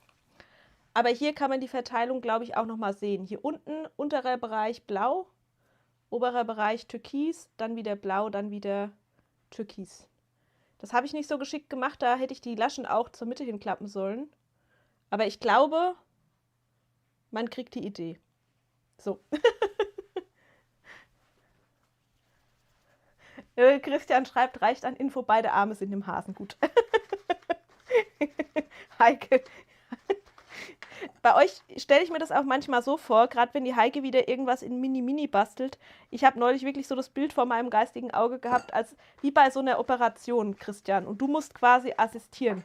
Du stehst nebendran mit dem sterilen Bastel-OP-Besteck und die Heike mit der Lupenbrille arbeitet an dem Miniaturprojekt und du musst dann immer im Wechsel das anreichen, was gerade gebraucht wird. Kleber, Pinzette, Schweiß von der Stirn tupfen und dann bei der Blume, Heike, die du neulich gebastelt hast, bevor es die Stapelblüten-Varianten gibt, da habe ich so ein bisschen einen Film geschoben, als ich dein Ergebnis gesehen habe. Sorry, die 2 kennen mich jetzt hoffentlich gut genug, um mir das nicht übel zu nehmen. Ja, Florian schreibt es auch. Musst du Tupfer und Klemme anreichen. Gleiche Assoziation wahrscheinlich. Und Florian, warum sitzt du ein Zimmer weiter? Warum reicht mir niemand meine Sachen an? Muss ich mal reklamieren an der Stelle. So, hier versteckt sich noch eine Lasche. Jetzt weiß ich auch, warum das die ganze Zeit so komisch hoch stand. Gut. Mir hilft es auch immer, hier die Laschen jetzt einfach schon mal so ein bisschen wieder Richtung Mitte zu bringen, wenn das Teil dann endlich drinnen liegt. Dann positioniert sich dadurch, sage ich mal, dieses aufgelegte Teil automatisch noch so ein bisschen schöner zentriert und man kann eben hier schon ganz gut ertasten, ob man irgendwas noch so ein bisschen zurechtdrücken oder zurechtschieben muss. Aber allzu viel sollte da gar nicht zu tun sein, weil der Innenaufbau eben schon extra die Räume für diese Seitenstreifen vorgibt. Ja, die Sabine schreibt, Supi, die Blätter sollen eine Mischung aus Tulpe 1 und 2 sein, also asymmetrisch. Sabine, den asymmetrisch Wunsch finde ich ziemlich gut. Ich bin nur nicht sicher, wie gut man dann die Blüte da drauflegen kann. Weißt du, was ich meine? Weil aktuell wird da ja nichts geklebt oder so, sondern es wird ja nur aufgelegt. Und wenn links und rechts asymmetrisch sind, dann hat man ja keine, oder es müsste asymmetrisch in der Blattform sein und trotzdem irgendwie die gleiche Höhe haben. Ich weiß es noch nicht. Also da habe ich, Blüten hätte ich schon, da habe ich schon gearbeitet. Sowohl 5-blättrig in Spitz als auch 6-blättrig in Spitz. Zumindest schon vorkonstruiert, noch nichts ganz Fertiges zum Zeigen, aber die ersten Arbeiten werden gemacht. Aber bei den Blättern bin ich noch nicht so ganz... Ach, geht schon. Ja, das hängt dann von eurem individuellen Stapelgeschick ab.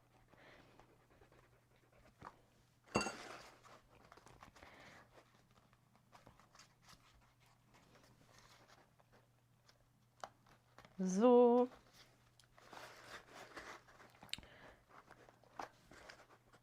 Ich mag diese Projekte gerade wieder total gerne, weil ich einen Weg gefunden habe, der mich nicht mehr zwingt, jede einzelne kleine Lasche komplett von Hand zu erstellen.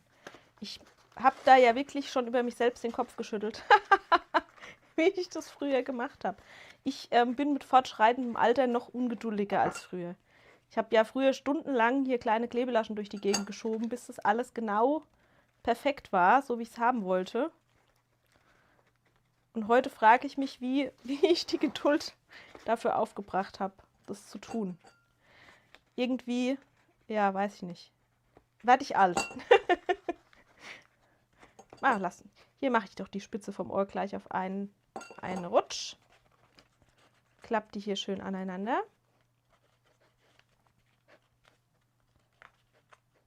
Sehr gut.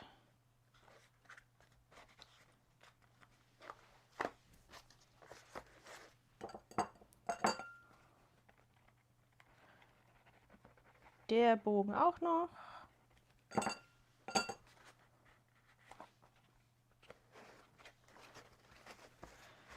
Hier versuche ich jetzt gleich diese Ecke am Ohr ein bisschen schöner hinzubekommen als auf der anderen Seite.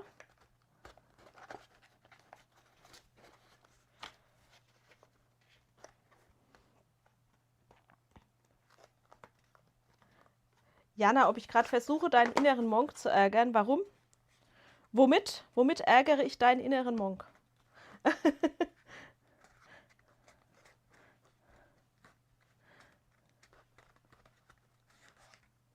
Wie schön. Die Maren mag die Klebelaschen und solche Projekte und sie mag das Geraschel beim Papierbasteln. Das viel Falten und Kleben ist voll gut, sehr schön. Ich habe so viele angefangene Sachen, auch im Papierbereich, keine Sorge.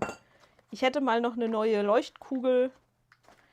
Irgendwie ist nur mein Tag zu kurz. Ich habe heute schon meinem Mann angedroht, dass er jetzt irgendwie 2 Wochen alle meine Tätigkeiten begleiten muss. Er muss dann in Zukunft sich um die Bilder kümmern. Also es wird wahrscheinlich, werden es nicht die Bilder werden. Aber er muss irgendwas finden, was er mir noch abnehmen kann, damit ich mehr Zeit habe, die 1000 Dinge, die mir im Kopf rumspuken, auch umzusetzen. Weil die Ideen sind jetzt natürlich mit einem weiteren Hobbygerät, das auch schon wieder seit Tagen auf mich wartet, auch nicht weniger geworden. Und in dem Fall meine ich den 3D-Drucker. Nicht den Plotter, der schon ewig auf Überarbeitung wartet, sondern wirklich den 3D-Drucker, der die letzten Tage nicht mehr gedruckt hat als die Herzen mit den Dübelchen. Weil ich halt auch den Spleen habe, dass ich immer erst alles nochmal testen muss, ne?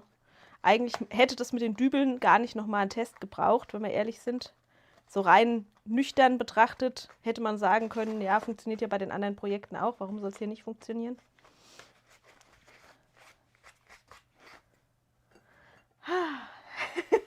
Maren sagt, früher in den Anleitungsvideos war das auch so schön raschelig. Mir war gar nicht klar, dass das, ich weiß nicht mal, wie das Wort dafür ist, aber dass so die Geräuschkulisse des Bastelns für euch auch so schön ist. Ja, früher in den Anleitungsvideos habe ich auch immer einen Zeitraffer draufgelegt und habe aber die Geräusche unten drunter nie ganz weggeschnitten, weil ich auch fand, man muss ja hören, dass da einer was tut. Ja, die Anita Noah sagt, Print and Cut wäre mal toll. Würde ich auch mal fühlen, könnten wir tatsächlich auch mal machen. Das einzige, Anita, was bei Print and Cut immer ein bisschen ein Problem ist, ist, dass man da so viele ausschließt, weil das bei den Geräten so unterschiedlich gut funktioniert. Da kann man mit Silhouette super gute Sachen machen, mit Caesar funktioniert es auch toll, aber alle, die einen Cricut haben, sind dann wieder ein bisschen benachteiligt und bei Brother bin ich dann selber wieder nicht so richtig firm, wie es da gut funktioniert. So, also, geschlossen ist er. Ich habe den Etappensieg Nummer 1 habe ich auf jeden Fall erreicht. Ihr seht, es ist auch jetzt schon schön stabil. Ich war gestern ganz glücklich über dieses Klappergeräusch. Achtung. Schupp. Das hat mich gestern sehr happy gemacht, dass das so funktioniert. Ich klebe jetzt noch die Höhenausgleichsteile auf, die auch komplett optional sind.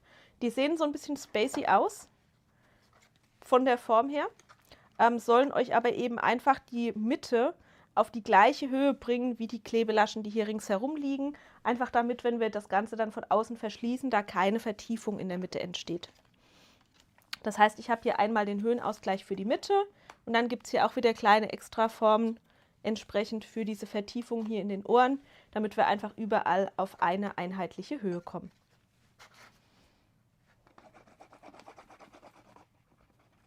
So, und ich mache jetzt heute mal was Abenteuerliches.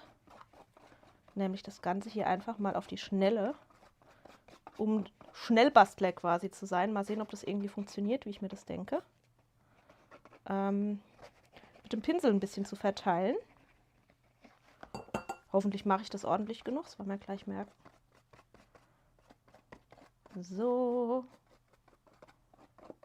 Und hoffentlich bin ich schnell genug, weil das dann doch ziemlich schnell auch anzieht. Zack. Ja, das ist so ein bisschen die Sache. Wirklich hier schön zwischen die Laschen, zwischen die Laschen, zwischen die Laschen. Weil ja eben gerade keine zusätzliche Erhöhung entstehen soll, sondern dass so diese Fläche einfach schön angleichen soll. Ging jetzt eigentlich einigermaßen. Probieren wir das hier doch gleich nochmal. Einmal hier oben im Ohr und einmal auch auf dieser Seite. Wegen den Höhenausgleichsformen hatte ich euch ja, glaube ich, letzte Woche schon mal gefragt und war begeistert, dass so viele von euch das dann doch auch benutzen. Das freut mich. Ich klopfe das immer deshalb ab, weil ich immer denke, wenn das nur für mich wichtig ist, dann spare ich mir die Arbeit in Zukunft. Aber da ihr das inzwischen ja auch offensichtlich verwendet, die meisten haben ja geschrieben, wenn es dabei ist, wird es auf jeden Fall auch verwendet, mache ich mir die Mühe gern.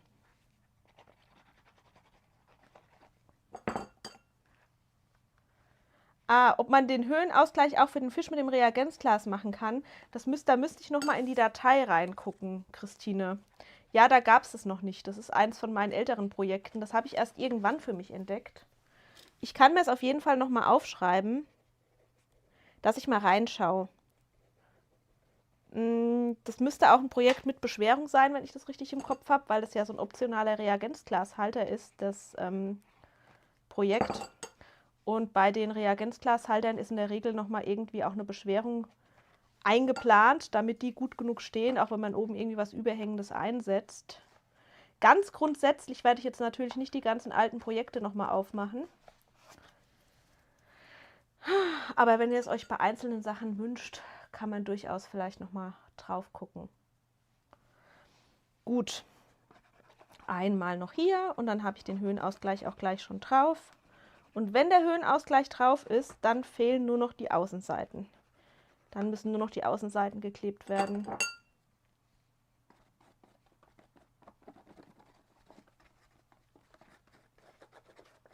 So. Experimentelle Klebemethode. Ich weiß noch nicht, ob ich das zum Nachahmen empfehlen kann, aber man darf ja auch immer mal neue Sachen ausprobieren. So. Perfekt. So, wunderbar.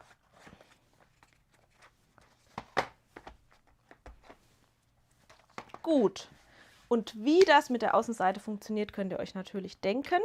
Ich glaube aber tatsächlich, die klebe ich jetzt vielleicht erst in einem Moment, weil ihr habt ja gesehen, ich habe jetzt gerade relativ großzügig Kleber aufgetragen, um diese Ausgleichsformen aufzukleben.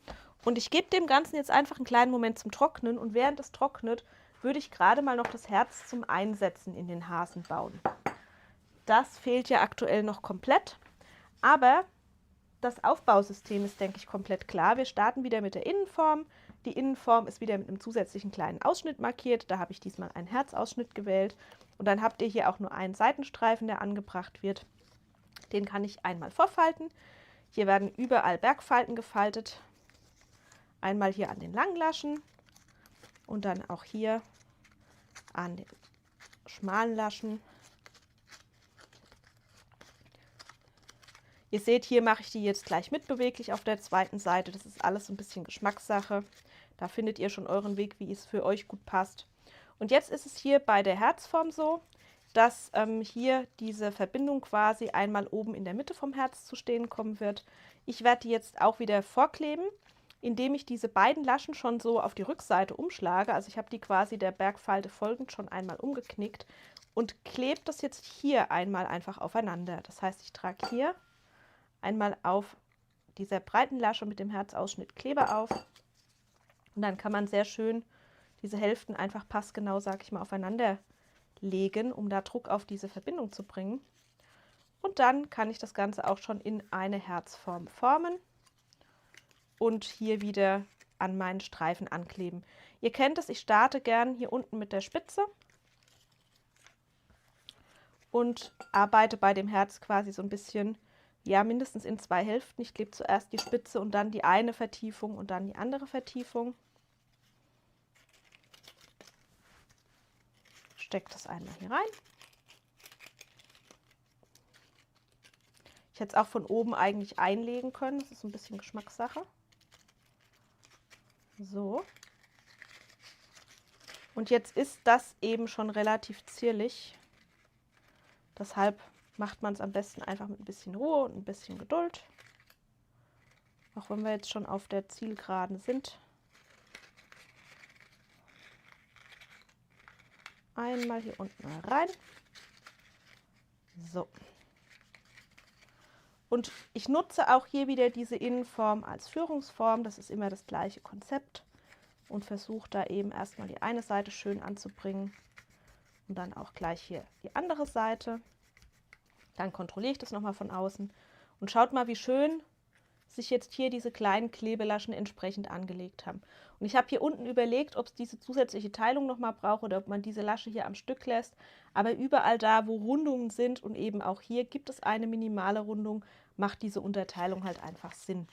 Und da man die ja so ein bisschen auf einmal klebt, macht das jetzt auch keinen riesen Unterschied.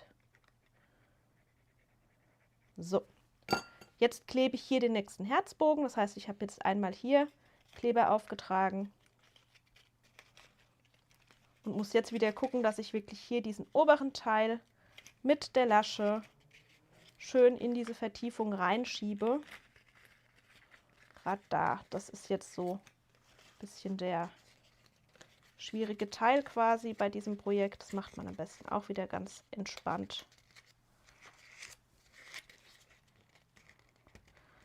Da auch direkt, Katja, muss ich an dich denken mit deinen 80%.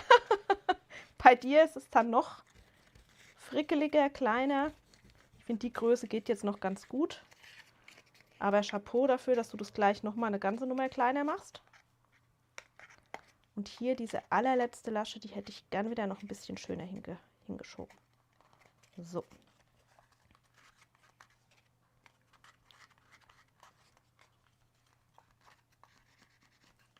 Wunderbar. Und jetzt fehlt nur noch der zweite Bogen, der ist jetzt leichter. Wenn die Vertiefung quasi einmal sitzt, ist diese zweite Seite leichter geklebt.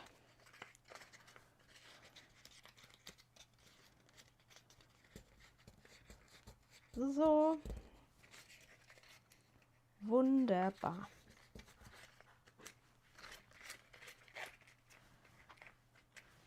Gut, auch hier gibt es einen extra Mini-Platzhalter, der auch wieder mit entsprechenden Steckteilen einmal auf Höhe gebracht wird, die wir auch wieder einfach in der Mitte mit einer Faltung Hälfte auf Hälfte aufeinander falten und dann wird einer hier eben durch diese Öffnung auch wieder gesteckt und oben an diese Herzspitze rangeschoben.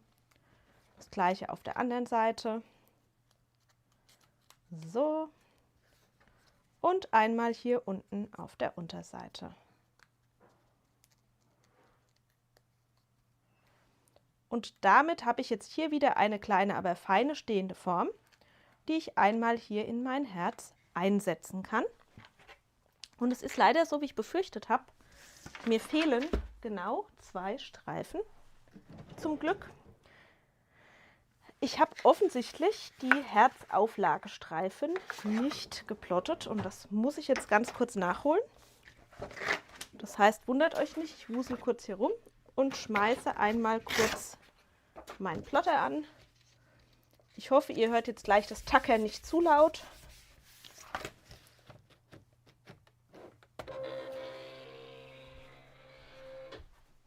Und dann nutze ich gleich die Zeit, auch noch Fragen zu beantworten. Ich habe gerade gesehen, dass es da von der Verena eine Frage gibt. Ich bin gleich bei euch. Ich plotte nur schnell noch 2 Streifen für das Herz. So.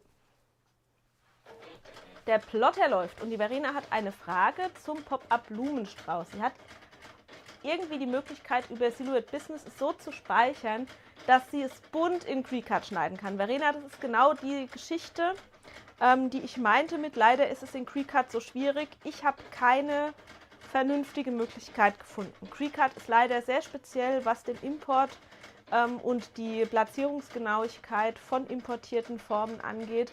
Das heißt, nein, leider nicht, dass ich wüsste. Ich habe alles Mögliche versucht. Ich habe es mit PDF probiert, ich habe es mit Bild probiert. Ich habe wirklich, als ich den Blumenstrauß entwickelt habe, alles Mögliche durchgespielt und habe es nicht hinbekommen, dass es mit Cricut vernünftig funktioniert. Der Christian schreibt, bei Ihnen sind die Print-and-Cut-Sachen alle mit Cricut gemacht worden. Christian, dann hast du ja vielleicht noch einen Tipp für mich. So. Und Crumpet schreibt, der Höhenausgleich sieht aus, als wenn eine kleine Figur auf einem Stein mit Herz sitzt. Wie süß.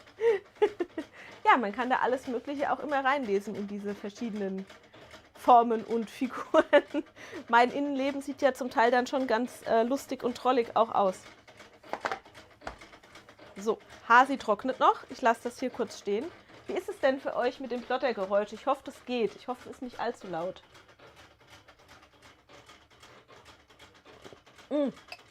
Katja, deinen Hinweis habe ich wieder zu spät gelesen. Ja, ich hätte wirklich einen Kleberoller nehmen können. Du klebst diese ganzen 3D-Sachen innen mit dem Kleberoller, richtig? Also diese Kante, die hier, die Laschen, klebst du ringsherum mit dem Kleberoller fest. Frage gezielt an Katja, du klebst aber außen das Teil dann nicht mit dem Kleberoller drauf, oder? Das heißt, du nimmst dann für außen trotzdem eine, ja, weiß ich nicht, normale Klebeflasche wahrscheinlich. Also wie ich, nassen Ponal, irgendwas Finales. Ich frage deshalb, weil ich früher auch Sachen wirklich so haltbrauchende Sachen mit Kleberoller geklebt habe. Aber die meisten Kleberoller lassen halt mit der Zeit von der Klebrigkeit her nach und dann fallen einem die Sachen auseinander. Das habe ich einfach schon oft gehabt, deshalb gehe ich da im Moment immer nicht so ran. Aber man könnte ja die finale Verklebung außen, die könnte man ja trotzdem mit Holzleim machen und dann müsste es ja eigentlich trotzdem auch halten. Könnte ich bei meiner nächsten Stapelblume mal testen. So, ich bin froh, dass es für euch ging. Hier sind meine 2 Streifen. In das Herz setze ich auch wirklich nur 2 Streifen ein. Gleiches System. Ihr faltet einfach wieder die Ziehharmonika-Faltung. und stellt das Ganze dann einmal hier in die Herzform. Einmal ringsherum. Und da das so klein ist, muss man hier so ein bisschen gucken, dass man um diese Herzform auch wirklich rumkommt. Also um dieses Einsatzteil innen drin.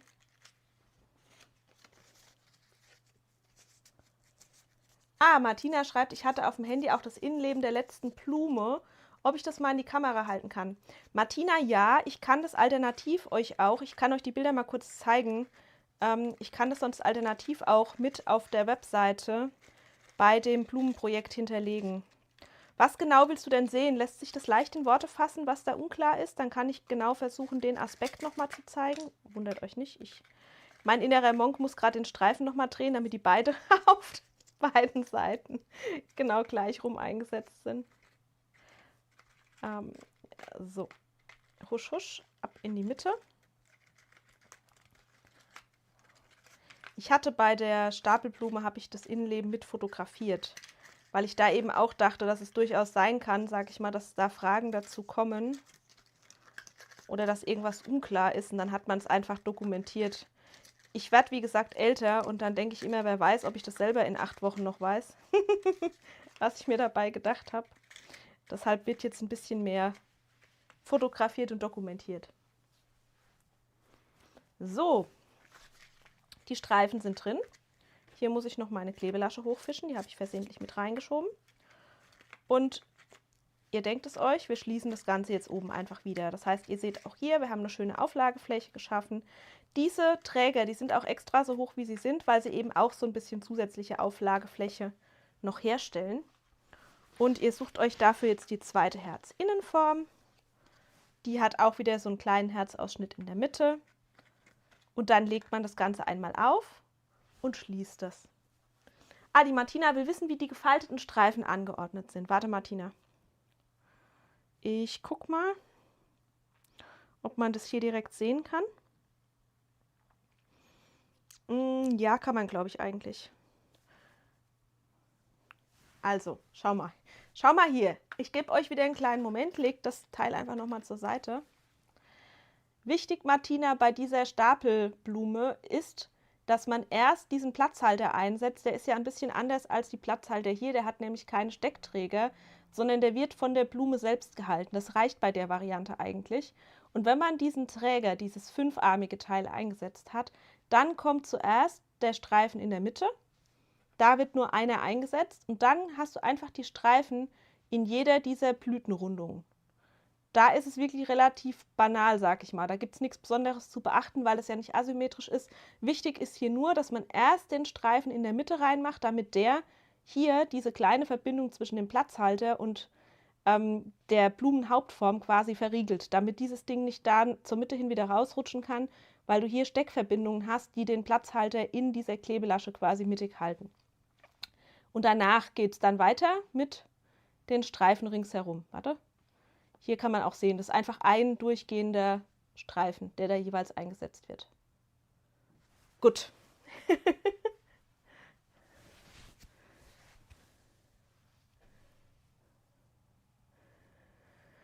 Ach, bei der Marina fehlen noch Teile, gibt leider morgen erst Bilder. Ganz entspannt, Marina, das hat Zeit. Und dann mache ich jetzt hier zu. Es hat keiner geschrien, dass irgendwas noch unklar ist. Das heißt, ich verschließe das Herz, setze hier einmal das Deckelchen auf und arbeite mich auch wieder einmal ringsherum. Fange auch hier wieder an der unteren Kante an.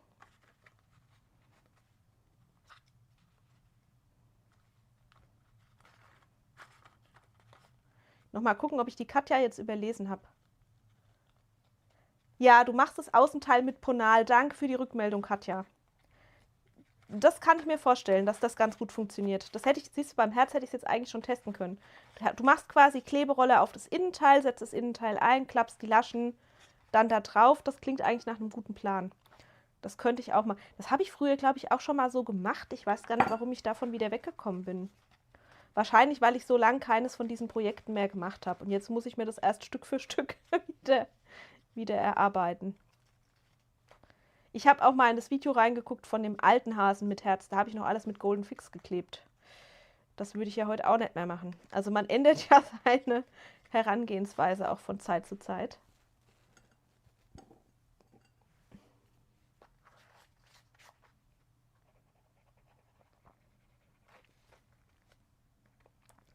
So. Oh, komm her. Da muss auch noch ein bisschen Kleber drunter. Katja, das könnte ich eigentlich bei meiner nächsten Stapelblume, könnte ich das einfach mal ausprobieren. Dass ich mal wieder den Kleberoller raushole.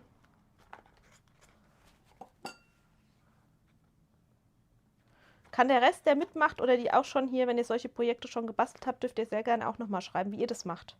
Ob ihr auch, wie ich jetzt gerade im Moment, alles mit eurem gleichen Leim quasi klebt oder ob ihr unterschiedliches Material einsetzt. So, mein Mini-Herzchen ist schon vorbereitet. Jetzt können wir gleich mal testen, ob es auch reinpasst. Es passt.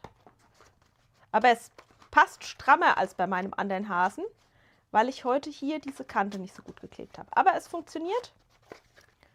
Und alleine darüber bin ich schon glücklich. Wunderbar.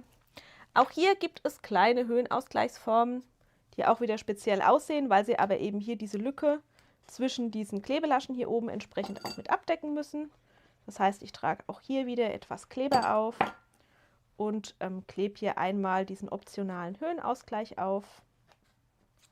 Einmal hier mitten rein. Auf der einen Seite und das gleiche auf der zweiten. So. Memo an mich selbst, genau, erstes Teil suchen, dann den Kleber auftragen. So. Wunderbar. Und jetzt fehlt auch beim Herz nur noch die Außenseite. Gleiche Devise wie gerade, weil ihr schon merkt, dass ich eben das Ganze ja so ein bisschen feucht klebe mit dem Ponal. Lege ich jetzt erst das Herz wieder zur Seite und werde jetzt erst bei meinem Hasen die Außenseiten aufkleben. Obwohl ich tatsächlich gerade überlege, ob ich schummel. Vielleicht klebe ich die Außenseite jetzt gar nicht auf. Ich wurde nämlich schon gefragt, ob es wieder eine Motivdeckseite, eine Blumendeckseite geben wird, wie für den anderen Hasen mit Herz auch. Und ich fand die Idee sehr schön. Ich habe bis dato das Ganze noch nicht umgesetzt. Aber ich würde es ganz gerne eigentlich noch umsetzen und denke, dass ihr diesen letzten Schritt, sage ich mal, sehr gut auch ohne mich realisiert bekommt, weil ich denke, da gibt es jetzt nicht mehr so viel zu erklären, ne, dass man, ja genau, dass man das Teil jetzt einfach richtig rum hier einmal von außen aufklebt. Und wenn ich das noch nicht aufklebe, hätte ich einfach den Vorteil, dass ich noch ein Motiv aufpressen könnte. Deshalb überlege ich jetzt gerade, was ich mache. Festkleben oder nicht festkleben? Sagt mal was dazu. Ihr braucht es nicht als Erklärschritt, oder? Klar ist es, denke ich. Eine Seite vielleicht einfach aufkleben und die andere offen lassen. Das könnte ich doch tun. Dann ist es zumindest mal irgendwie... Vielleicht machen wir es so. Ich klebe die eine Seite klebig und die andere klebe ich noch nicht. Genau, die Maren schreibt, ja, Deko. Ja, Maren, dreimal darfst du raten, wer da wieder der Impulsgeber war. Obwohl ich deine Lösung mit der Sonnenblume auch wirklich, wirklich schön finde. Aber ich fand auch die Idee sehr schlüssig, sag ich mal, die passende Deko-Variante auch noch für den Knickohrhasen zu entwickeln. Ich pushe hier jetzt mal ein bisschen rum mit meinem Kleber.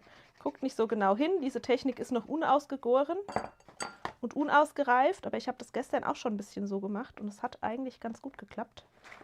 Das Einzige ist, dass ich mich da immer selber stresse, dann einigermaßen zügig zu arbeiten, weil der Holzleim das Ganze ja schon so ein bisschen anweicht, sag ich mal. Und ich glaube, ich würde vielleicht auch anders vorgehen, wenn ich jetzt ein sehr dunkles Material verwendet hätte. Ich habe jetzt aber hier mit einem sehr hellen Tonkarton gearbeitet. Soll heißen, wenn ich jetzt ein bisschen pfusche beim Kleben, wird man das nachher nicht so doll sehen, wie wenn es jetzt ein dunkler Tonkarton wäre.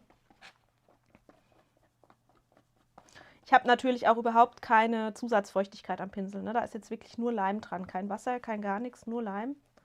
Das ist einfach nur der Versuch, sage ich mal, das ein bisschen zügiger auf der Oberfläche zu verteilen, als wenn ich jetzt ewig versuche, das nur mit dem Kleber, mit der Klebeflasche selbst zu machen. Aber ich habe auch gestern schon die Erfahrung gemacht, dass dann oft die ersten Stellen schon wieder angetrocknet sind, weil ich eben doch nicht schnell genug bin, gefühlt. Mal sehen.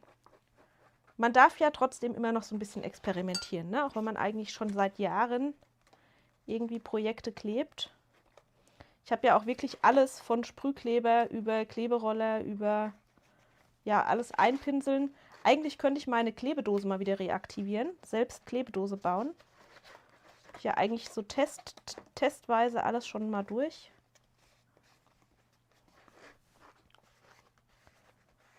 So. Ich glaube, das hat gar nicht so schlecht geklappt. Ich gebe da jetzt einfach mal Druck drauf. Petra schreibt, ihr Herz passt auch. Yay, Petra, mega.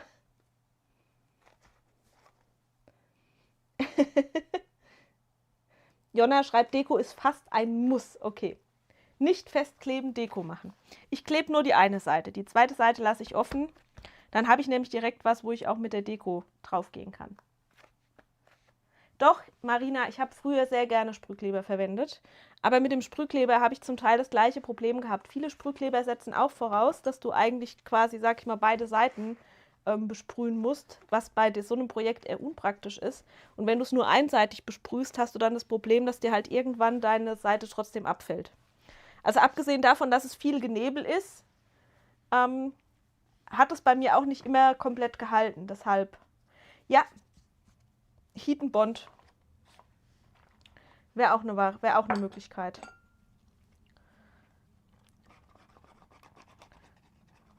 So, beim Herz mache ich es genauso. Ich klebe nur eine Seite. Zack, zack, zack. Hier ist die Fläche auch kleiner. Hier ist es leichter.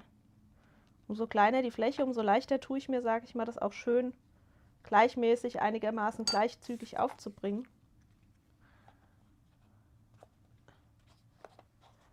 So. Druck drauf. Katja sagt, ihr Herz passt auch, geht auch etwas schwerer. Ja, Katja, ist aber bei 80% völlig okay, dass es schwerer geht. Du hast ja auch verkleinert. Du hast weniger Lücke. Du hast weniger Spiel.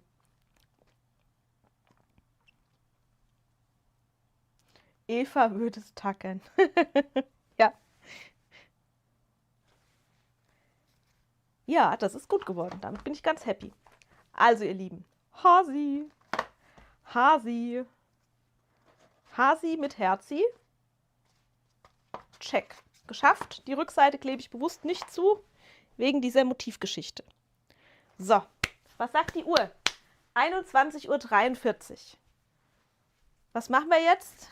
Kleben wir noch schnell ein Osterei. Ich hätte noch eine angefangene Osterei-Variante. Dabei könnte ich eigentlich sofort Katjas Vorschlag testen, wenn ich einen Kleberoller zur Hand habe. Lasst mich mal gucken. Seid ihr noch motiviert? Seid ihr schon auf dem Weg ins Bett? Wollt ihr jetzt lieber Kundenfotos sehen? Was ist eure Präferenz? Ich bin noch motiviert. Das könnte also ein längerer Stream werden heute. Bevor ich nämlich mich an Hasi gewagt habe, habe ich mich eigentlich schon am Osterei versucht. Das ist bis jetzt, Achtung, ich weiß, ist jetzt ein bisschen boring, so neben dem Hasen. Aber ich dachte, so ein einfaches Osterei zum Hinstellen für in die Blumenwiese macht sich doch sicher auch ganz gut. Basteln. Kundenfotos, klar, es ist noch früh am Tage, sagt die Martina. Also die Kundenfotos gucken wir entweder nächste Woche an, wenn ich viel zu spät wäre, aber ich bin eigentlich noch voll motiviert. Und ich behaupte, das Ei habe ich auch innerhalb kürzester Zeit geklebt, weil beim Ei habe ich mir irgendwie überlegt, klar, man könnte das wieder skalieren, aber ihr seht hier schon, ich habe es noch nicht zugeklebt, dass die Klebelaschen hier schon relativ schmal sind, einfach, dass man dieser Rundung schön folgen kann. Und hier könnt ihr auch mal sehen, warum ich in dieses neue Klebelaschensystem so verliebt bin. Seht ihr, wie schön die Breiten verlaufen? Ich habe keine Ahnung, ob ihr das mit diesem Weiß auf Weiß mit Weiß einigermaßen erkennen könnt. Aber hier unten sind sie halt ganz schmal. Dann werden sie immer breiter, eben entsprechend, weil hier das Ganze an der Seite weniger stark gekrümmt ist. Dann hier oben, wo die stärkste Krümmung ist, werden sie wieder super schmal. Also ich liebe dieses neue Klebelaschensystem. Und weil ich jetzt irgendwie nur eine Eiergröße lame fand und es nicht so geil fand von der Idee her, das verkleinern zu müssen, weil dann die Laschen sehr, sehr schmal werden, habe ich noch eine kleinere Variante vorbereitet. So, lange Rede, kurzer Sinn. Und dachte, die ist noch ungetestet, die könnte ich jetzt auf die Schnelle noch zusammenkleben. Dann sehen wir relativ schnell, ob auch das kleine Ei funktioniert. Und wenn es funktionieren würde, wäre wieder ein Projekt fertig. Ihr könnt es euch nach dem Hasen schon denken. Ich habe einen Seitenstreifen und ein Bodenteil. Und wieder eine passende Innenform. Und ich mache jetzt gleich die Katja-Technik. Dann habe ich für mich nämlich heute auch noch was ausprobiert. Ich mache jetzt hier einfach Kleber an Rand, Kleberoller. Einmal ringsherum. So. Und glaube, dass ich hier vielleicht bei dem Streifen, ich frage mich gerade, ob ich den vielleicht aus zu dickem Material geschnitten habe, erstmal wieder ein langes Teil mache. Ich mache den gerade mal so ein kleines bisschen rund, das heißt, ich arbeite hier tatsächlich mal vor, aber eigentlich deshalb, weil ich jetzt erst feststelle, dass ich hier die stabile Faserrichtung in Richtung der Rundung liegen habe. Das sind so Kleinigkeiten, auf die achte ich normalerweise intuitiv beim Plotten, dass genau das nicht der Fall ist, sondern dass die weiche Faserrichtung jetzt die ist, die hier liegt. Dann können wir gleich mal sehen, wie das mit dem, doch, das sollte aber funktionieren, wie das mit dem etwas steiferen Material läuft. Und habe hier einen Zwischenverbinder, den klebe ich einmal ein. Marina schreibt, die neuen Klebelaschen lassen sich gut kleben. Ja, sehr gut. Das freut mich, Marina. Guckt mal, man sieht auch einen Farbunterschied. Das hat man davon. Irgendwie habe ich da zwischendrin den Papierbogen wechseln müssen. Mal sehen. Mal schauen. Ich hoffe jetzt, dass es sich auf die Bodenlasche beschränkt. Das werden wir jetzt gleich merken. Ich bin gerade nicht ganz sicher, ob ich mir die so perfekt zusammengezogen habe aus meinem... Das eine war noch aus der Schublade. Habt ihr auch so eine Schublade, wo ihr so größere Reste drin habt, die man schon länger irgendwie liegen hat? Und das andere war halt aus dem Schrank, weil der Rest nicht gereicht hat. So. Gut. Und damit habe ich auch schon die grobe Eiform. Und kann jetzt hier einmal mein Ei einlegen. Da sehen wir jetzt auch gleich, ob sich das schön von der Form her anpasst. Stück für Stück für Stück. Haha. Damit kann ich jetzt Katjas Empfehlung auch sofort noch testen. Hätte jetzt mal jemand mitstoppen müssen, wie lange ich tatsächlich brauche. Hat wahrscheinlich jemand von euch, wie ich euch kenne, hat jemand mitgestoppt. So. Ja, guckt mal. Es tut mir so leid, wenn ich mich so sehr über meine eigenen Systeme freue. Aber schaut mal, wie gut es hier wieder geworden ist. Und Katja, ich liebe gerade deine schlichte Empfehlung, den Kleberoller zu nehmen. Guck mal, wie schnell das jetzt ging. Zack. Seitenstreifen an Eiform montiert. Check. Jetzt kommt der Platzhalter. Das kennt ihr schon. Haben wir wieder hier 3 Steckteile, die wir einmal zusammenklappen und einmal vom Rand her einstecken. Zack. Und zack. Und einmal 5 Streifen. Ja, die Jonna sagt, sie hat auch so eine Restekiste. Sehr gut. Und da werden die Füllungen draus geplottet. Jonna, das ist ziemlich schlau. Und ich hatte halt hier einen Rest, der gefühlt noch groß genug war, um das für das Ei zu verwenden. Aber ich habe mich halt verschätzt. Das kommt manchmal vor. Ich habe mich einfach verschätzt und es hat dann doch nicht ganz gereicht. So, die 5 Streifen baue ich auch wieder komplett symmetrisch ein. Einen am Boden, 2 an jeder Seite. Einen hier. Ich weiß, das ist ein bisschen fies, weil ihr könnt jetzt nicht mitbasteln, aber ihr könnt euren Hasen in der Zeit fertig machen oder woran auch immer ihr gerade werkelt. So. Und wir wollen ja nächste Woche im Stream vielleicht dann mal an der Juliette rumschrauben, wenn ich es aushalte bis dahin. Mal sehen, wann die Teile ankommen. wann die hier bei mir eintreffen. Und ich hätte noch die XL Marenblume. Vielleicht kleben wir die auch nächste Woche im Stream. Da war es aber gut, dass ich vorher noch mal einen Test gemacht habe. Da muss ich nämlich leider noch mal nacharbeiten. Das ist noch nicht so geworden, wie ich es gerne gehabt hätte. So. Haha, guck mal. Innenleben steht, fehlt die zweite Seite. Katja, ich tippe, dass die auch noch mit Kleberoller geklebt wird, richtig? Da seht ihr mal, wofür solche Streams gut sind. Das ist so schön, dass ich von euch auch Input kriege. Perfekt, bei der Heike ist der Hasi mit Herz fertig. Die Bilder sind hochgeladen. Siehst du, ich wusste doch, dass es gut ist, euch auch einfach noch einen kleinen Moment ganz entspannt Zeit zu geben. Dann schalte ich die auch gleich frei. Wir machen, wenn ich das Ei zusammengeklebt habe, einfach noch eine kleine Trinkpause. Und während ich quasi an meinem Getränk schlürfe, schalte ich dann eure Fotos noch schnell frei, die jetzt noch dazugekommen sind.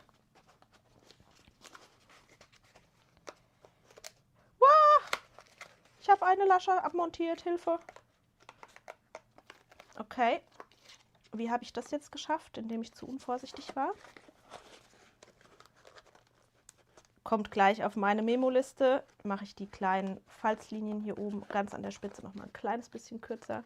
Aber das ist jetzt auch so ein Phänomen, nur damit ihr das versteht. Das ist jetzt eigentlich passiert, weil ich die Papierfaserrichtung falsch gewählt habe.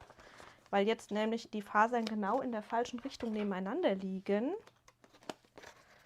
Und ich dadurch genau da, wo ich die Stabilität bräuchte, keine Stabilität habe. Das ist hier jetzt gerade so ein bisschen das Problem. Lasst mich mal gucken, ob ich hier überall nah genug dran geklebt habe.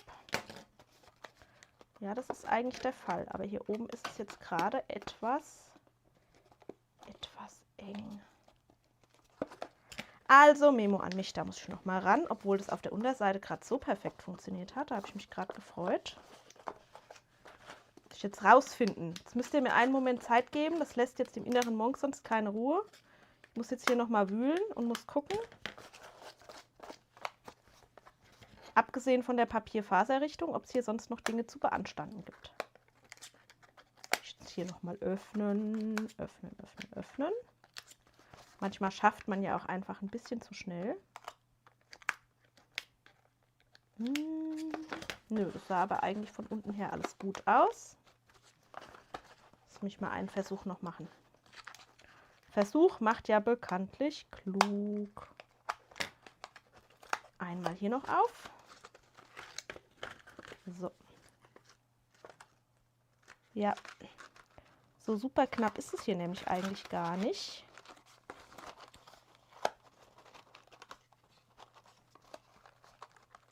Jetzt starte ich einfach doch noch mal hier an meiner Problemstelle.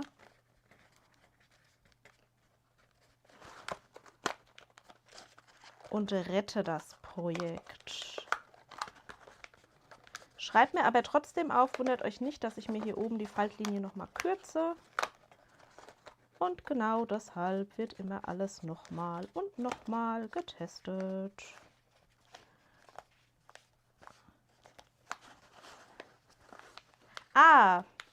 Wie achtet man denn genau auf die Faserrichtung? Das ist eine sehr gute Frage. Dazu sage ich gleich sehr gern noch was, gerade weil ich es hier gerade vergeigt habe.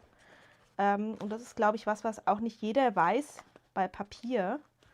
Ich versuche es gleich zu erklären. Ich nehme mir gleich mal einen Stift und versuche es so ein bisschen zu illustrieren, damit man das besser versteht, auch was ich hier im Selbstgespräch gerade mit mir ausgemacht habe, so quasi. Aber guckt mal, ich glaube, das lässt sich tatsächlich retten. Ich klebe das Teil da einfach wieder rein. Da ist ja nachher keinerlei Last drauf. Versuche das sogar bis an die Kante hier richtig schön einzusetzen. Notiere mir kurz das Falze schmaler machen und dann zeige ich euch mal, was ich mit der Faserrichtung meine und worauf man da achten kann. Also Katja, trotzdem grundsätzlich super Tipp mit dem Kleberoller. Ich finde, damit war ich jetzt grundsätzlich wesentlich schneller.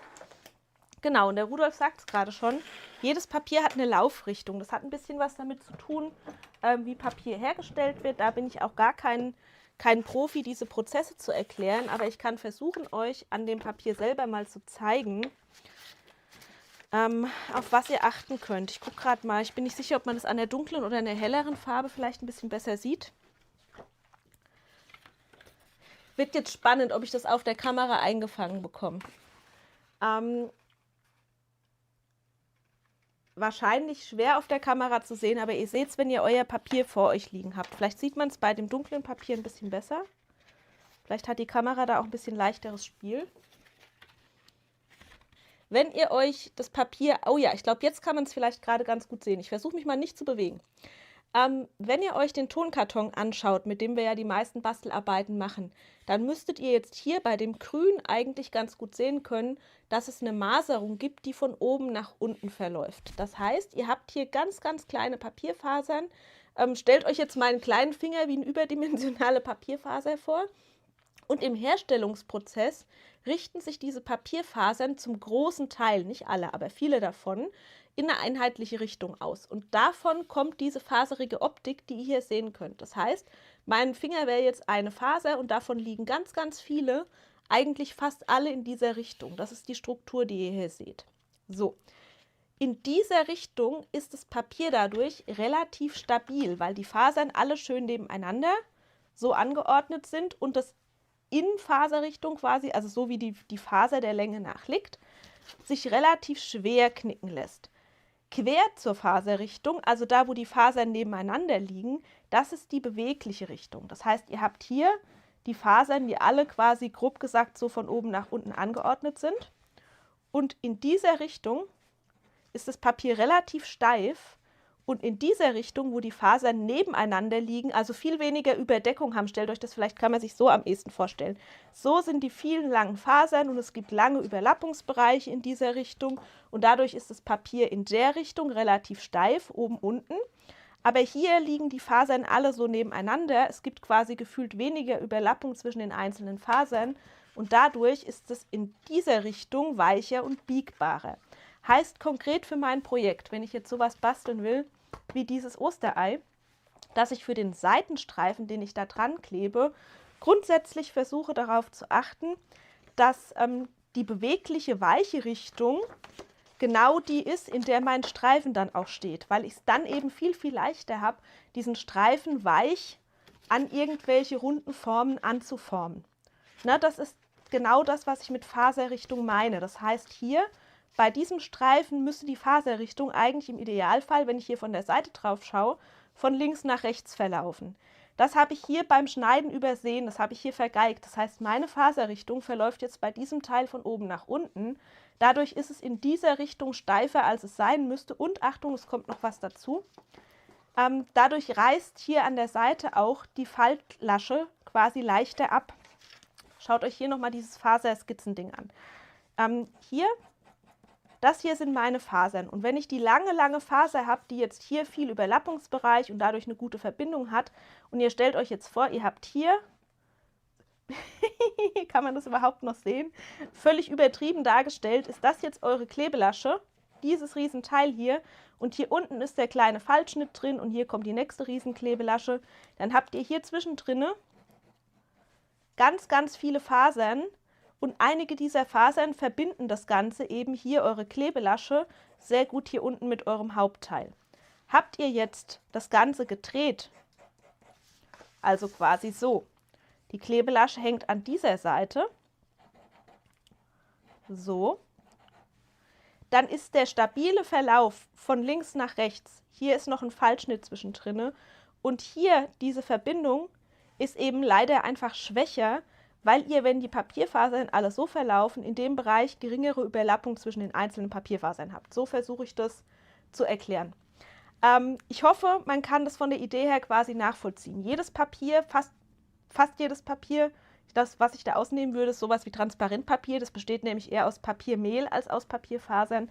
Aber faserige Papiere haben aufgrund der Art, wie die hergestellt werden, in der Regel eine Art Faserrichtung.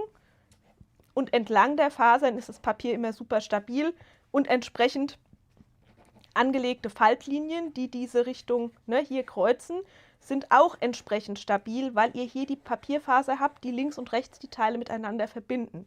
habt ihr euer Papier aber genau um 90 Grad gedreht oder euer Motiv auf dem Papier, weil mehr ist es nicht. Ne? Ich habe jetzt die Faltlinie einmal hier, die Klebelasche nach rechts oder hier das Ganze um 90 Grad gedreht, dann habt ihr hier eben einfach eine schwächere Verbindung, weil sich das Ganze weicher faltet. So, das war jetzt ein relativ langer Exkurs. Ich hoffe trotzdem, die Basisinfo ist hilfreich für euch, weil wenn ihr hier mit solchen Projekten arbeitet, wo ihr diese Rundungen habt, beim Hasen wäre es genau das Gleiche, dann ist es eben ziemlich geschickt, dass man das Ganze so anordnet, dass der Streifen hier quasi jetzt die Papierfaser von links nach rechts vom Verlauf her hat, weil es dann hier super weich ist und sich schön anformen lässt und die Klebelasche, die oben und unten oder links und rechts am Streifen hängt, eben von der Stabilität der Papierfaser profitiert. Ja, genau. Und der Rudolf sagt auch völlig richtig. Und beim Runden, also beim Rundziehen, bekommt man auch leicht Knicke, sage ich mal, in der Struktur, wenn es nicht in der richtigen Richtung geschnitten ist. Man hat nicht immer die Wahl, das muss ich dazu sagen. Es kommt darauf an, welches Papierformat ihr nutzt. Wenn ihr A4-Papier nutzt und das Ding hat eine gewisse Größe, dann ist man manchmal gezwungen, irgendwie der Papiergröße zu folgen. Ich berücksichtige das so gut ich kann beim Erstellen der Dateien, dass es so klein geteilt ist, dass das längste Teil 200 mm hat, dass man selbst auf A4-Papier theoretisch um 90 Grad drehen kann. Es geht nicht bei jedem Projekt, aber da, wo es geht, beherzige ich selbst diese Dinge, weil sowas wie auf die Papierfaserrichtung zu achten mir einfach im Laufe der Jahre in Fleisch und Blut übergegangen ist. Und ich das immer wieder voraussetze, das passiert bei mir im Kopf einfach automatisch. Das ist nicht so, dass ich denke, das muss jeder wissen. Ich mache das einfach schon so lange, dass es mir deshalb klar ist. Deshalb ist immer super gut, wenn ihr fragt. Wenn ich sowas erwähne und es ist euch unklar, über was ich rede, dann fragt ruhig gern. Ich versuche alles, was ich in der Richtung weiß, immer irgendwie mit euch zu teilen, damit wir alle irgendwie gemeinsam so entspannt wie möglich basteln können. So, also es tut mir leid, dass es eine gar so schlechte Skizze auf einem Restteil geworden ist. Aber ich hoffe, es war gut nachzuvollziehen. So, ich darf mein Ei jetzt trotzdem noch fertig zusammenkleben. Ihr verpetzt nicht, dass ich das hier falsch gemacht habe bei dem Streifen. Das ist gut eigentlich, oder? So sind wir jetzt wenigstens mal auf das Thema gekommen, das ich sonst wieder einfach komplett wahrscheinlich nicht thematisiert hätte. So, der Höhenausgleich wird jetzt auch gekleberollert. Ja. Und die Außenseite wird dann halt trotzdem ordentlich mit Pronal geklebt, damit es nicht irgendwann auseinander geht. Marina schreibt, danke für die tolle Erklärung. Jetzt wird mir einiges klar. Marina, sehr, sehr gerne. Sorry für die spontane, eher mittelmäßige Illustration, aber wenn sie es trotzdem hat sehr gut verstehen lassen, dann bin ich doch glücklich. So. Ich wollte das jetzt auch sehr gerne noch zusammensetzen und mir einfach nur die Faltschnitte aufschreiben, weil ich die noch ein kleines bisschen schmaler trotzdem mache, damit euch das nicht passiert. Nur damit ihr euch nicht wundert, das liegt jetzt nicht unbedingt problematisch in der Datei, weil die Faltschnitte sind bei denen allen eigentlich gleich breit und ich hatte bisher damit keinerlei Probleme, aber ich bedenke eben auch sowas wie die Faserrichtung normal und ich habe hier alle Faltschnitte mit einem Überschnitt geschnitten, die wirken sich natürlich auch noch aus. Das aber nur am Rande. So, und jetzt seht ihr auch, entstehen hier gleich 2 Eier. Weil ich eben dachte, ich kenne euch ja, ihr wollt das Ganze gern größer, kleiner, irgendwie skaliert und bei den Blumen waren es ja auch immer irgendwie 2 Teile. Deshalb wollte ich gleich irgendwie 2 Größen. Aber ich wollte es auch nicht noch viel mickriger machen, da dürft ihr mir jetzt gerne nochmal sagen. Ich hoffe, die Größenwahl war einigermaßen okay. Ich pinsel jetzt noch einmal wild und klebe noch die 2 Außenseiten auf. Einfach nur, um es gleich mal zur Blumenwiese noch dazustellen zu können. Für den Zusammenbau hättet ihr mich jetzt ziemlich sicher nicht gebraucht, weil das hier so viel einfacher ist als beim Hasen, weil es ja eigentlich nur 2 Seitenstreifen gefühlt gibt. Aber ich wollte es eben selber noch ausprobieren und eigentlich haben wir dabei jetzt gefühlt auch gleich noch was gelernt, ne? Alle, die schon ewig mit mir basteln, haben bestimmt schon mal irgendwann eine Erklärung von mir dazu gehört. Aber das ist auch so ein automatischer Denkfehler, den ich immer wieder mache. Es sind auch nicht alle schon von Anfang an dabei. Das heißt, es ist auch ganz gut, wenn wir so grundlegende, hilfreiche Themen irgendwie immer mal wieder aufgreifen.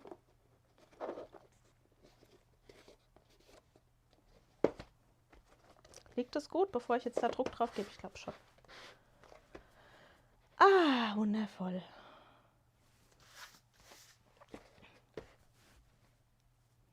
Einmal können wir das da vielleicht einfach draufstellen als Beschwerung und dann pinsel ich direkt nochmal. Und dann kann ich es euch nämlich gleich zur Blumenwiese mal dazu stellen.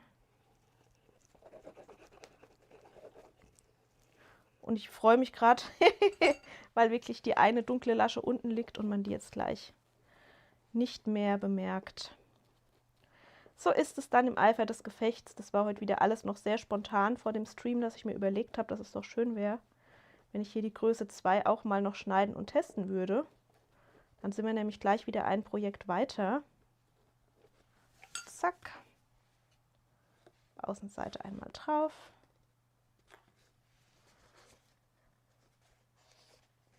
So. Marina sagt auch, aber Wiederholung ist gut. Sie wusste es mal, aber sie hat es wieder vergessen. Siehst du? Es kann auch wirklich nicht schaden. Basic immer auffrischen. Und ich freue mich total, wie gesagt, wenn ihr fragt. Ich helfe immer gern. Das wisst ihr inzwischen hoffentlich. Man darf so Fragen auch immer gerne stellen. Und das hilft dann bestimmt bei dem einen oder anderen Projekt.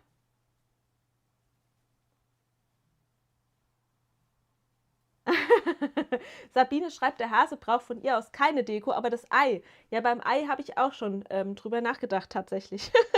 Hat mein Mann schon gesagt, das würde sich doch anbieten, dass man auf die Eier mal noch Deko drauf macht. Ich habe bei Pinterest schön dekorierte Eier gesehen. Da hat jemand aber so, einfach Bänder drum gebunden und quasi noch eine Feder dran gesteckt. Das fand ich auch sehr niedlich. Es ist eine sehr basic Form, aber ich glaube, auch das hat seinen Charme. So. Doch, das ist gut geworden. Das stellen wir jetzt hier einmal noch von vorne nebendran. Wartet. Kriegt ihr hier mal, ne? Umbau. Mal hinten dran alles weg, was noch nach Chaos aussieht. Und setzen mal Hasi hier hin. Hasi 1 und Hasi 2. Sind die nicht niedlich zusammen? So, und damit ihr eine Idee über die Größe quasi kriegt, habe ich hier meine Blümchen noch stehen. Das macht mir ja neuerdings auch Freude, ne? Jetzt hier mit euch im Stream noch zu dekorieren. Und ich finde gerade, jetzt steht natürlich blöd der Hase hinten dran, aber ich finde hier eben zu diesen sehr schlichten Formen von den Blumen, fand ich die Idee gar nicht so verkehrt. Ne? Auch noch schlicht geformte Ostereier quasi dazu zu haben. Und die könnte man natürlich jetzt auch wieder knallbunt umsetzen. Die müssten natürlich nicht unbedingt weiß oder cremefarben sein. Ich bin da manchmal so ein bisschen langweilig. Guckt mal, das ist auch ganz süß, oder? Der Hasi versteckt sich so ein bisschen hier hinten. Der versteckt sich hier hinter der Blume. So. Und ich fand es einfach ganz nett, sage ich mal, da direkt unterschiedliche Größen zu haben, die auch funktionieren. Ohne, dass man jetzt selber den Mann zum OP-Assistenten ernennen und mit Pinzette und Schweißtuch und allem ausstatten muss. Ihr wisst, ich mach nur Quatsch. Ha,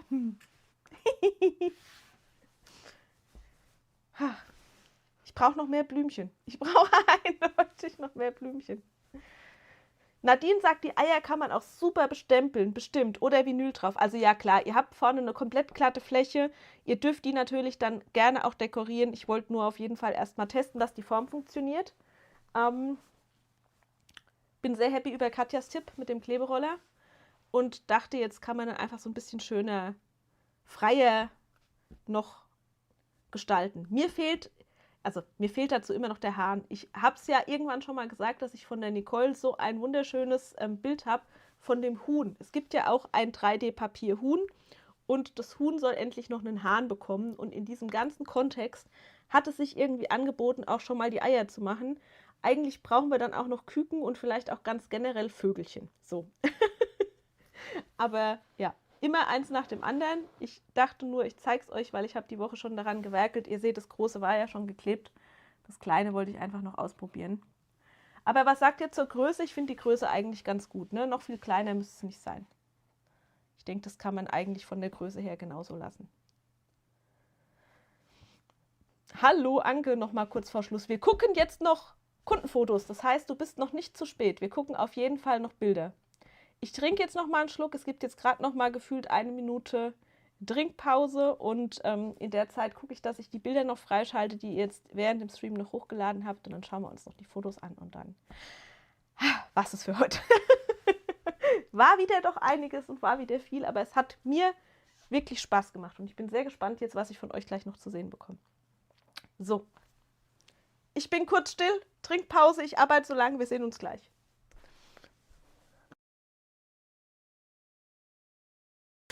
Bleib einfach dran, ich bin gleich wieder da. Ein kleiner Moment, dann geht's weiter, na klar. Mach's dir bequem, ich trink schnell einen Schluck. Dann geht's gleich weiter, ganz ohne Druck.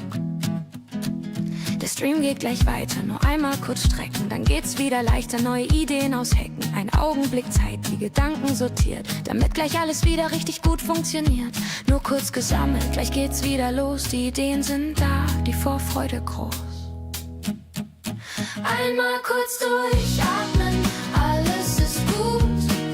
Bin gleich wieder da, mit frischem Mut. Bleib einfach dabei, ich bin nicht sehr weit. In einem Moment ist wieder Kreativzeit. Noch ein paar Sekunden, dann bin ich bereit. Schön, dass du da bist, gleich ist es soweit. So, da bin ich wieder. Lasst mich noch einmal kurz aktualisieren, ob ich sie alle erwischt habe. Dass nichts fehlt, was ihr gerade hochgeladen habt. Webseite lädt. Da ist noch eins. Da ist noch eins. Fast geschafft. Süß. Es macht so einen Spaß hier, schreibt die Jonna. Jonna, das freut mich. Ich habe auch Spaß. Ich denke manchmal fast, ich habe zu viel Spaß und gehe euch damit vielleicht auf die Nerven. Aber da müsst ihr halt durch. Was soll ich sagen? Was soll ich sagen? So, jetzt brauche ich nur noch die Stream-Ansicht für euch, damit wir durchblättern können. Ihr wart so fleißig, da sind so schöne Bilder dabei. Tada, wir starten. Ich schalte euch um. Hier ist einmal ein Foto von der Sabine. Und man sieht, wie ich im Hintergrund werke. Sehr lustig. Liebe Sabine, mega, dass du mitgemacht hast. Der Hase ist aus 120 Gramm Papier. Chapeau. Dafür hattest du es ein bisschen leichter wahrscheinlich bei deinen 120 Gramm, die Bögen und Kurven schön leicht in Form zu bringen. Schreib doch gerne mal, wenn du Muse hast, mit was du geklebt hast bei 120 Gramm. Ich hätte immer Schiss, dass mir da das Papier wellt, aber das sieht bei dir sehr gut aus. Vielen, vielen Dank, Sabine, fürs Mitbasteln. Mega, dein Hase und auch deine Tulpe. Die Vera war auch wieder super fleißig und hat zu ihren wunderschönen Tulpen, die wir uns ja, glaube ich, letzte Woche auch schon angeschaut haben, noch weitere Blümchen ergänzt. Da entsteht auch eine komplette Blumenwiese. Sehr, sehr schön. Ja, hier nochmal aus der Nähe. Auch mit dem Digi-Papierpünktchen. Sehr, sehr nett. Hier war die Heike fleißig. Liebe Grüße, Heike. Hasi mit den Tulpen. Sehr schön. Und auch hier war eine Heike fleißig. Ist beim Stream entstanden. 220 Gramm Tonkarton von Folia und das Herz kommt noch. Da ist es auch schon. Sehr schön, sehr, sehr schön, Heike. Sehr fleißig. Die Petra war auch fleißig. Und schaut mal, was für ein tolles Papier. Aquarellpapier mit einer richtig schicken Struktur. Sehr schön. Dann haben wir auch ein Foto von der Katja in wunderschönen Farben und ihre 100% und 80%. Sehr, sehr schön. Und beim grünen Hasen das Herz mit dem Digi-Papier Herzen beklebt. Sehr schön. Sehr, sehr schön, Katja. Das sind schon Hase 2 und 3, richtig? Es gibt ja auch schon einen blauen Hasen. Die Marina war auch fleißig. Die hat die Tulpen umgesetzt, das Osterei und dazu auch noch die Wabenhasen. Sehr, sehr nett. Marina, das ist sehr schön geworden und es ist sehr niedlich mit dem Ei in dem Hasen, mit dem Ei in dem Hasen, mit dem Hasen in dem Ei, ihr wisst, was ich meine. Hier war die Sonja fleißig und die hat auch was ganz Abgefahrenes gemacht, nämlich sie hat die Mini-Tunnelkarte Gnome mit dem Laser umgesetzt für den 3D-Rahmen. Kombination aus dem X-Tool M1 10 Watt und sie hat 2 mm Holz verwendet, passte alles genau rein, Erhöhung brauchte man nicht.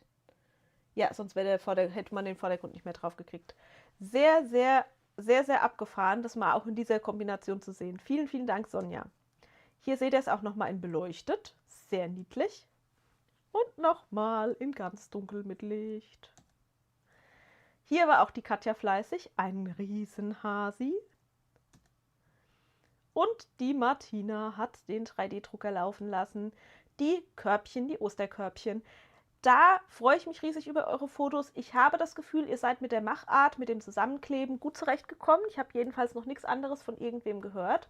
Dürft ihr mir gerne nochmal schreiben, weil ich jetzt auch gerade den Kundenwunsch gekriegt habe, dass es die 3D-Blumen, also was wir jetzt gemacht haben, die Stapelblumen, auch, der Mauszeiger ist im Bild, danke, danke, danke Maren, dass es die auch als eine 3D-Druckvariante geben soll. Und ich sinniere schon darüber, wie man das am besten macht, weil ich bei der 3D-Druck-Variante für die Stapelblumenbeleuchtung nett finden würde. Kommt Zeit, kommt Rat. Aber da wäre es spannend für mich, ob ihr mit dieser Nut zum Kleben gut zurechtkommt.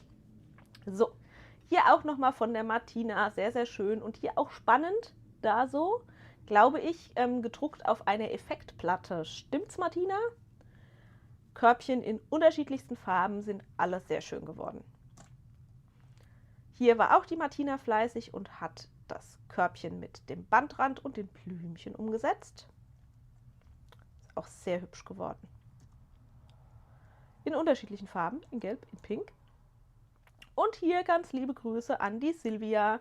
Das war letzte Woche übrigens ziemlich lustig für mich. Ich habe mich ja gefühlt 1000-mal bei euch entschuldigt, dass ich hier mit unechten Blumen, Kunstblumen arbeite und habe hinterher mich ziemlich amüsiert, weil ihr Amazon leer gekauft habt.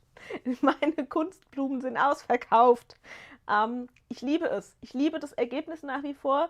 Liebe Silvia, ich liebe auch dein Ergebnis. Sehr schön geworden, der Sockel. Sie hat ihn auf 75% verkleinert und einfach direkt eine LED-Kerze reingestellt. Finde ich auch super schick. Mega gute Alternative zu meiner Variante mit dem Glas und der echten Kerze. Ich habe bei meiner Kerze dann noch Dekogranulat untergeschüttet, was ich gar nicht so schlecht fand, weil ich, wenn die jetzt weiter abbrennt, auch quasi mehr Dekogranulat einfüllen kann, um die Höhe wieder so ein bisschen auszugleichen. Aber das ist natürlich super geschickt, weil hier gar kein Höhenausgleich nötig ist. Und das ist richtig, richtig hübsch geworden. Also Silvia, liebe Grüße an dich. Sehr, sehr schön. Vielen, vielen Dank für das Foto. Hier war die Marie Bell fleißig und ich fand das so cool in der Gruppe zu lesen, dass der Schmetterling hier scheinbar schon seit 2 Jahren die Treppe ziehen darf, aber ihr seht, da ist noch ein komplettes Blumenfeld quasi dazugekommen. Richtig, richtig süß, unterschiedliche Größen und ich verstehe das total, weil ich ja selbst im Moment, ihr merkt das, ich bin angefixt von dieser Technik. Das heißt, ich könnte jetzt Stück für Stück jeden Tag nur an solchen Projekten arbeiten, weil ich da einfach gerade richtig Freude dran habe. Perfekt, danke für eure Rückmeldung. Sabine hat zu ihrer Grammanzahl geschrieben, sie hat mit Ponal geklebt, wählt sich erst, trocknet aber dann. Wunderbar, gute Info. Und die Martina schreibt, ja stimmt. Dann haben wir noch ein sehr, sehr schönes Foto von der Katja. Katja, ich habe mich heute gefreut. Du warst, wie gesagt, die Erste und ich habe quasi einen Luftsprung gemacht. Ihr lacht, ihr würdet bestimmt über mich lachen. Ich bin ja ziemlich spät am Tag erst aktiv, weil ich so eine Nachteule bin. Ich bin ja oft bis 3, halb 4 noch irgendwie am Werkeln für euch. Und dann beginnt der Tag halt oft auch nicht vor 11, 10, 11, 11. Sind wir ehrlich, nicht vor 11. Und wenn man dann nach der ersten Gassi-Runde quasi ins Handy schaut und schon sieht, geiler ist die erste Umsetzung, mega. Zumal ich immer noch nach wie vor nach so vielen Jahren von Selbstzweifeln geplagt bin, wenn ich euch so neue Sachen in den Shop packe und dann immer denke ich so, boah, ob die das gut finden, ob die Bock haben. Es gibt ja schon so einen ähnlichen Hasen und ich bin mega happy, wenn ich einfach sehe, die erste hat schon gebastelt und das Foto ist auch schon da. Also Katja, vielen, vielen Dank. Auch, dass du dir direkt wieder die Arbeit gemacht hast, 2 Fotos zu machen. Ich habe mich wirklich riesig gefreut. Hier war auch die Katja fleißig, da durfte der 3D-Drucker laufen und ich finde das sehr, sehr gelungen wieder. Also auch sehr, sehr schön. So viele Körbchen. Katja ist schon gut vorbereitet für Ostern. Katja hat aber nicht nur den 3D-Drucker arbeiten lassen, sondern sie hat auch super fleißig Ostereier ohne Kleben umgesetzt. In verschiedensten Dekorvarianten. Ihr kriegt jetzt gleich mehrere Farben zu sehen. Ähm, langsam, Katja, ich muss mir eigentlich langsam was einfallen lassen für die von euch, die hier immer so super aktiv sind und so viele Bilder für mich machen. Ich überlege mir mal was, weil ich echt immer total verzückt bin. Also guckt es euch an, hier einmal in grün mit Gold, einmal in weiß mit Gold, auch mit dem passenden Sockel übrigens, der ist auch ohne Kleben, und einmal in blau mit Gold. Die sind alle super, super schön geworden. Hier hat die Katja den 3D-Drucker laufen lassen und hat eine chillende Maus gedruckt. Die Maus auf Pilz geplottet und den Rahmen mit dem 3D-Drucker gedruckt. Ich liebe die Kombi-Projekte nach wie vor und ich verspreche, es kommt jetzt bald mehr in der Richtung. Ich habe nur im Moment echt immer noch zu kämpfen, weil meine Woche einfach zu kurz ist und ich jede Woche denke, wie kann schon wieder Freitag sein. Hier könnt ihr das Motiv auch noch mal ein bisschen besser sehen, weil halt jetzt in nicht beleuchtet der Kontrast noch krasser rauskommt, aber es ist auch wieder so, so schön geworden. Vielen, vielen Dank, Katja. Hier war die Marina fleißig und hat ein altes Kalenderblatt in ein Osterei verwandelt, das hier schon hängt. Sehr, sehr schön, vergrößert auf 200%. Hier hat die Nicole einen Hasi gebastelt. Sehr, sehr hübsch. Alicia war früher auch eine Nachteule. Aber seit Vitamin B und D nicht mehr, okay. Sehr, sehr, sehr fleißig. Liebe Nicole, auch an dich ein liebes Danke. Ich freue mich immer sehr, dass ihr so fleißig abliefert. So, hier war die Silvana tüchtig. Da durfte der 3D-Drucker auch arbeiten. Da sind Perleneier und Perlenhasen entstanden. Der große folgt noch, nehme ich an. Und die Silvana hat auch das Körbchen gedruckt und guckt mal, wie krass unterschiedlich die Wirkung ist, je nachdem, welches Material man einsetzt. Jetzt haben wir hier mal ein komplett anderes Filament und haben schon wieder eine komplett andere gesetzte Wirkung. Und auch das gefällt mir auch super gut, aber es wirkt einfach gleich komplett anders als jetzt die bunten, glänzigen Varianten. Das heißt, auch mit dem 3D-Druck, auch da macht Materialwahl wirklich, wirklich, wirklich extrem viel aus. Also sehr schönes Beispiel, an dem man das sehr gut sehen kann. Da war die Maren fleißig. Maren, ich liebe dich dafür. Ich habe mich da auch wieder wie verrückt gefreut und ich finde es mega, dass du mein Sonnenblumenmotiv dazu kombiniert hast. Der Hase in Schwarz ist ein echter Hingucker. Also richtig gut. Sehr, sehr schön geworden. Und eigentlich gibt es jetzt damit ja eine Lösung für dich, weil ich finde mit der Sonnenblume drauf mega. Vielleicht muss ich gar kein extra Motiv bauen. Ich finde den wirklich auch sehr, sehr gelungen. Vielen Dank für das hübsche Foto. Und hier seht ihr auch nochmal mit eingesetztem Herz, wie schön das ist. Das Puzzleteil passt perfekt da rein und das Motiv von der Sonnenblume setzt sich entsprechend fort. Also richtig toll geworden. Hier war die Petra fleißig und ich freue mich so sehr, dass die 3D-Druckdateien bei euch auch so ankommen und ihr so fleißig druckt. Hier hat auch die Silvia nochmal gebastelt, das ist der auf 75% skalierte Sockel, auch mit Deko. Und da seht ihr mal, wie hübsch solche künstlichen Blumen auch sein können, weil ich habe mich hier wirklich auch am Anfang veräppeln lassen. Ich habe am ersten Blick gedacht, diese Blume ist doch eindeutig echt. Also, Silvia, falls du das siehst, hörst, ich will den Link. Ich will genau diese Rose kaufen. Sehr, sehr schön. Vielen Dank für das Beispiel. Hier haben wir noch ein Foto von der Jonna. Jonna, bei dir ist auch eine kleine Tulpenwiese entstanden. Du warst auch schon tüchtig. Sehr, sehr schön. In weiß, in rosa. Und was ist es in der Mitte? Ist es dunkelrot oder ist es Eosin? Ach, und noch ein wunderbares Foto von der Maribel. Die hat hier die Tulpe gebastelt. Offensichtlich letzte Woche im Stream. Sehr, sehr schön.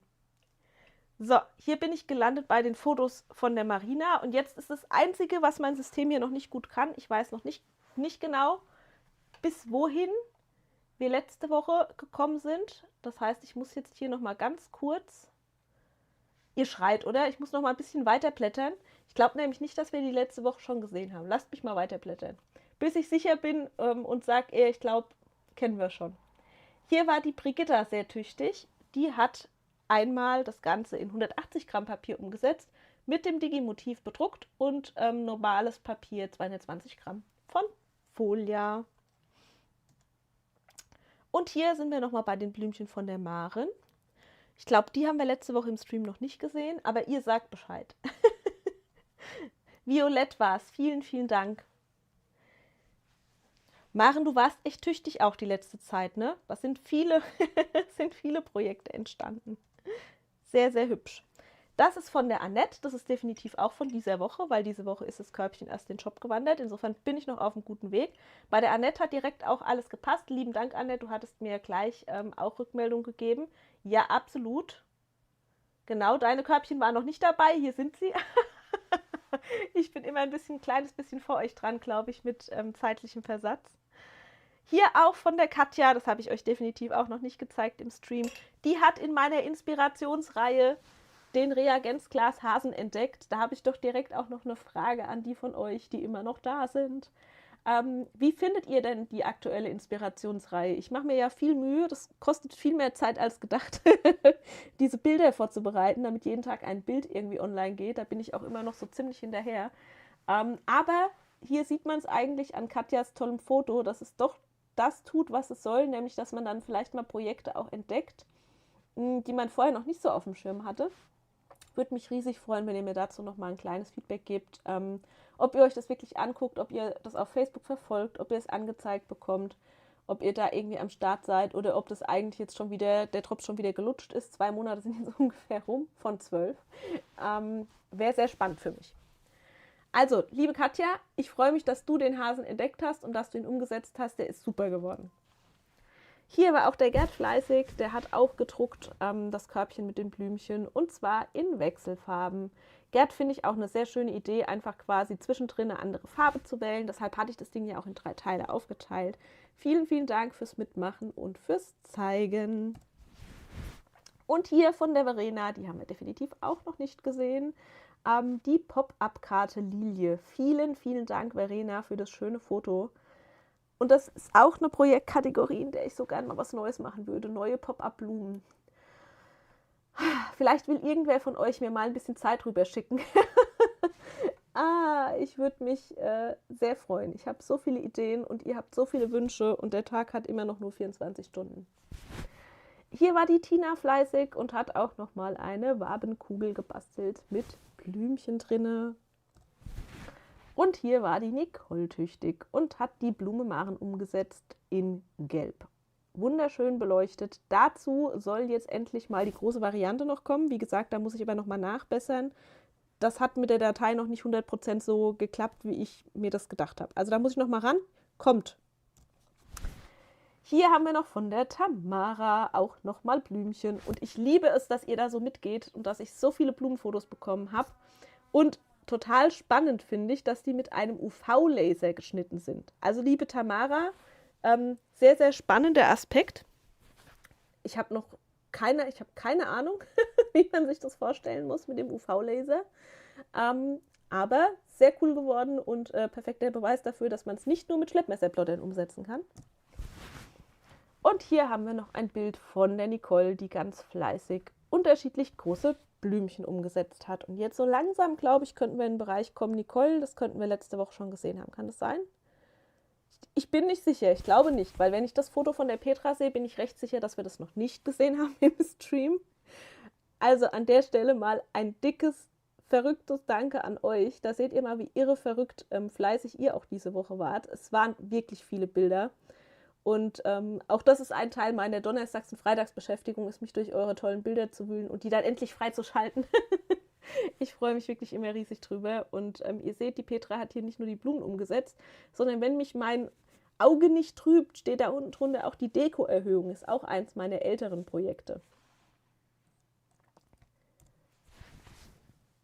Hier war die Nicole wieder fleißig. Guckt mal, 50%. Ihr macht mich fertig. Also unter euch sind echte Klebeprofis, aber die sehen halt auch zu herzig aus in dieser kleinen Größe. Ne? Die 50% Tulpe ist schon auch echt wirklich goldig. Richtig, richtig cool. Und schön, dass du es uns dazu geschrieben hast. Hier ist es, das Huhn. Nicole. Von diesem Huhn spreche ich dauernd. Von dem habe ich letzte Woche schon gesprochen. Und alleine das Foto, liebe Nicole, da gehen immer ganz liebe Grüße an die Nicole an der Stelle raus, ich habe mich so darüber gefreut, das hat mich eigentlich an diese ganze 3D-Blumen-Thematik, mit der wir uns jetzt seit ein paar Wochen gefühlt gemeinsam beschäftigen, überhaupt erst wieder rangebracht. Das seid ihr, das sind wirklich am Ende eure Projekte. Ich habe mich so über Nicoles Foto vom Huhn gefreut und das hat mir wieder in Erinnerung gerufen, dass es eigentlich schon längst zu diesem Huhn auch mal noch einen Hahn geben sollte und dass ich es mega süß finden würde, wenn es auch noch Küken dazu gibt. Aber ihr seht an dieser Huhnform, dass sich da ganz, ganz viele Klebelaschen verstecken und dass wir eine komplett asymmetrische Form haben, eben hier über den Kopf mit dem Teil am Schnabel, dann hier hinten über die Schwanzfedern mit den Ausbuchtungen und diesen ganzen 2 Millionen Klebelaschen-Teil habe ich halt früher wirklich von Hand gemacht. Heißt, konstruieren, schneiden, kleben. Dann überlappen sich irgendwo noch mini kleine Laschen, also nochmal korrigieren, nochmal schneiden. Und weil ich das besser, schöner, schneller hinbekommen wollte, habe ich dieses Fass mit dem besseren Erzeugen der Klebelaschen nochmal aufgemacht. Also an der Stelle lieben Dank an dich, Nicole.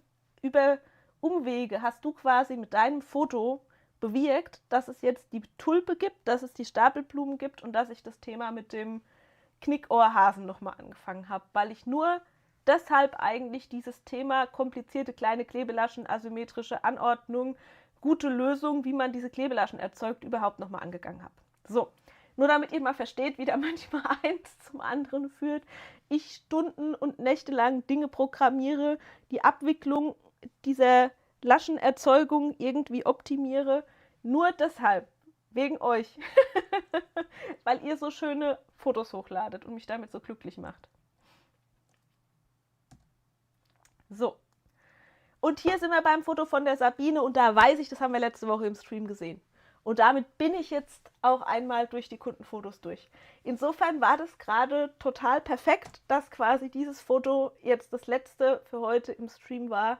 Ein dickes Danke und ich hoffe, es ist auch interessant für euch, so ein bisschen die Zusammenhänge behind the scenes quasi mitzubekommen und zu verstehen, wie hier immer eins zum anderen führt und ich dann plötzlich so eine kleine, aber feine Schaffensphase entwickle. Wegen einem Projekt, das einem irgendjemand sagt, hey geil. Also, dickes Danke auch an der Stelle an die Nicole. Ich komme noch einmal zurück zu euch und sage nochmal Danke auch wirklich an alle, die wieder so fleißig mit ihren Bildern mitgewirkt haben. Ihr macht mir damit eine große Freude. Ich finde es auch total schön, dass ihr dann wirklich hier dabei bleibt und mitguckt und euch mit über die Bilder freut. Ich liebe dieses Miteinander hier einfach. Ich finde es ganz, ganz toll, dass wir uns hier so gegenseitig infizieren, würde ich schon fast sagen, auf die beste Art und Weise anstecken, motivieren. Ja, vielleicht uns auch gegenseitig quasi ein bisschen unterstützen im Sinne von gemeinsam freuen. Mir macht es total Spaß. Ich hoffe, ihr merkt es auch. Ich freue mich tatsächlich dann immer auf den Freitag. Ich habe immer ein bisschen Stress vorher, weil ich sehr gerne eure ganzen Fotos noch freischalten will und irgendwie jeden Freitag, wenn ich dann wieder hier stehe, bin ich glücklich, dass ich hier stehe und dass ich nicht irgendwie gekniffen habe. Manchmal habe ich immer noch die Anwandlung, dass ich sage, oh Gott, es ist alles nicht so weit, wie es eigentlich sein sollte. Ich muss den Stream, glaube ich, absagen. Aber das wird immer besser. Ich bin immer entspannter und denke, wir treffen uns einfach, machen das hier ganz entspannt gemeinsam und ja, haben eine gute Zeit. Ich lieb's. Also für mich ist es fester Bestandteil inzwischen von meinem Wochenende. Insofern würde ich mich sehr freuen, wenn wir uns nächsten Freitag 20 Uhr wieder zum gemeinsamen Basteln sehen. Ich weiß noch nicht genau, was wir dann machen, aber irgendwas bestimmt. Ich zeige euch auf jeden Fall, woran ich die Woche über gewerkelt habe. Ich lese schon die Heike, die fragt, wann kommt das Ei in den Shop? Wenn ich es schaffe, morgen. Wenn ich es schaffe, morgen. Perfekte Antwort an der Stelle ist, abonniere auf jeden Fall die Produkt-Sofort-Info im Shop. Hast du aber, glaube ich, schon. Hast du schon, Heike, oder? Dann kriegst du eine E-Mail, sobald es im Shop drin ist. Ich habe mir meine Kleinigkeit aufgeschrieben, die ich noch nachgucken will. Ich will die Fallschnitte am ganz oberen Teil noch ein ganz, ganz kleines bisschen schmaler machen und dann ist es aber eigentlich soweit fertig. Fotos fehlen noch. Warte, ich stell mein Getränk weg und eigentlich müsste ich alles andere außenrum auch noch wegräumen. Wartet. Dann zur Not gibt es dann nur ein Streambild mit mir im Hintergrund und 2 Hühnereiern im Vordergrund. Alleine, weil es mir völlig klar, machen die nicht so viel her. Die sind eher unterstützendes, ne? unterstützendes Bildmaterial, unterstützende Deko-Elemente für das Huhn. Also wer noch ein bisschen anspruchsvolleres 3D-Projekt basteln will, kann sich schon mal an das Huhn wagen. Oder eben auch für die Blumenwiese, die wir jetzt zuletzt gebaut haben.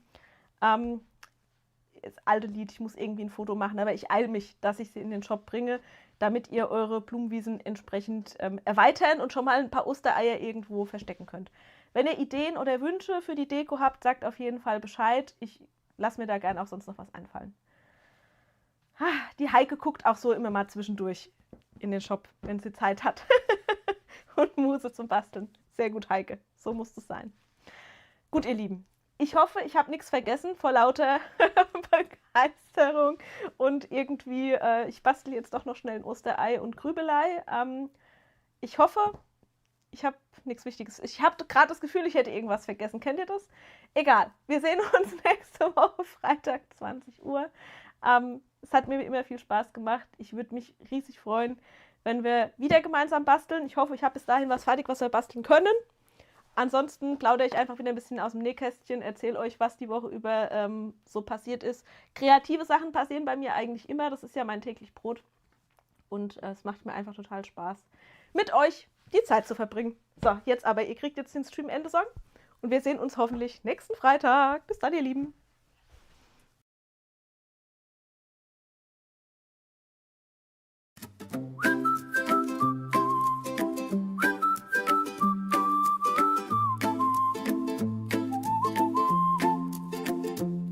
Vielen Dank, ihr Lieben, der Stream ist vorbei.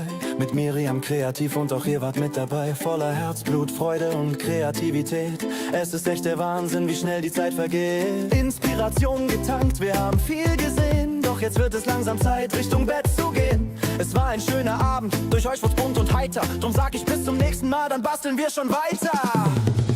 Gemeinsam basteln und lachen, Freude teilen und Neues schaffen. Bleibt inspiriert, ihr seid genial. Wir sehen uns wieder beim nächsten Mal. Zusammen kreativ, heute war es wieder toll. Wir hoffen, der Kopf ist jetzt mit Ideen voll. Wir sehen uns bald schon wieder, das ist jetzt schon klar.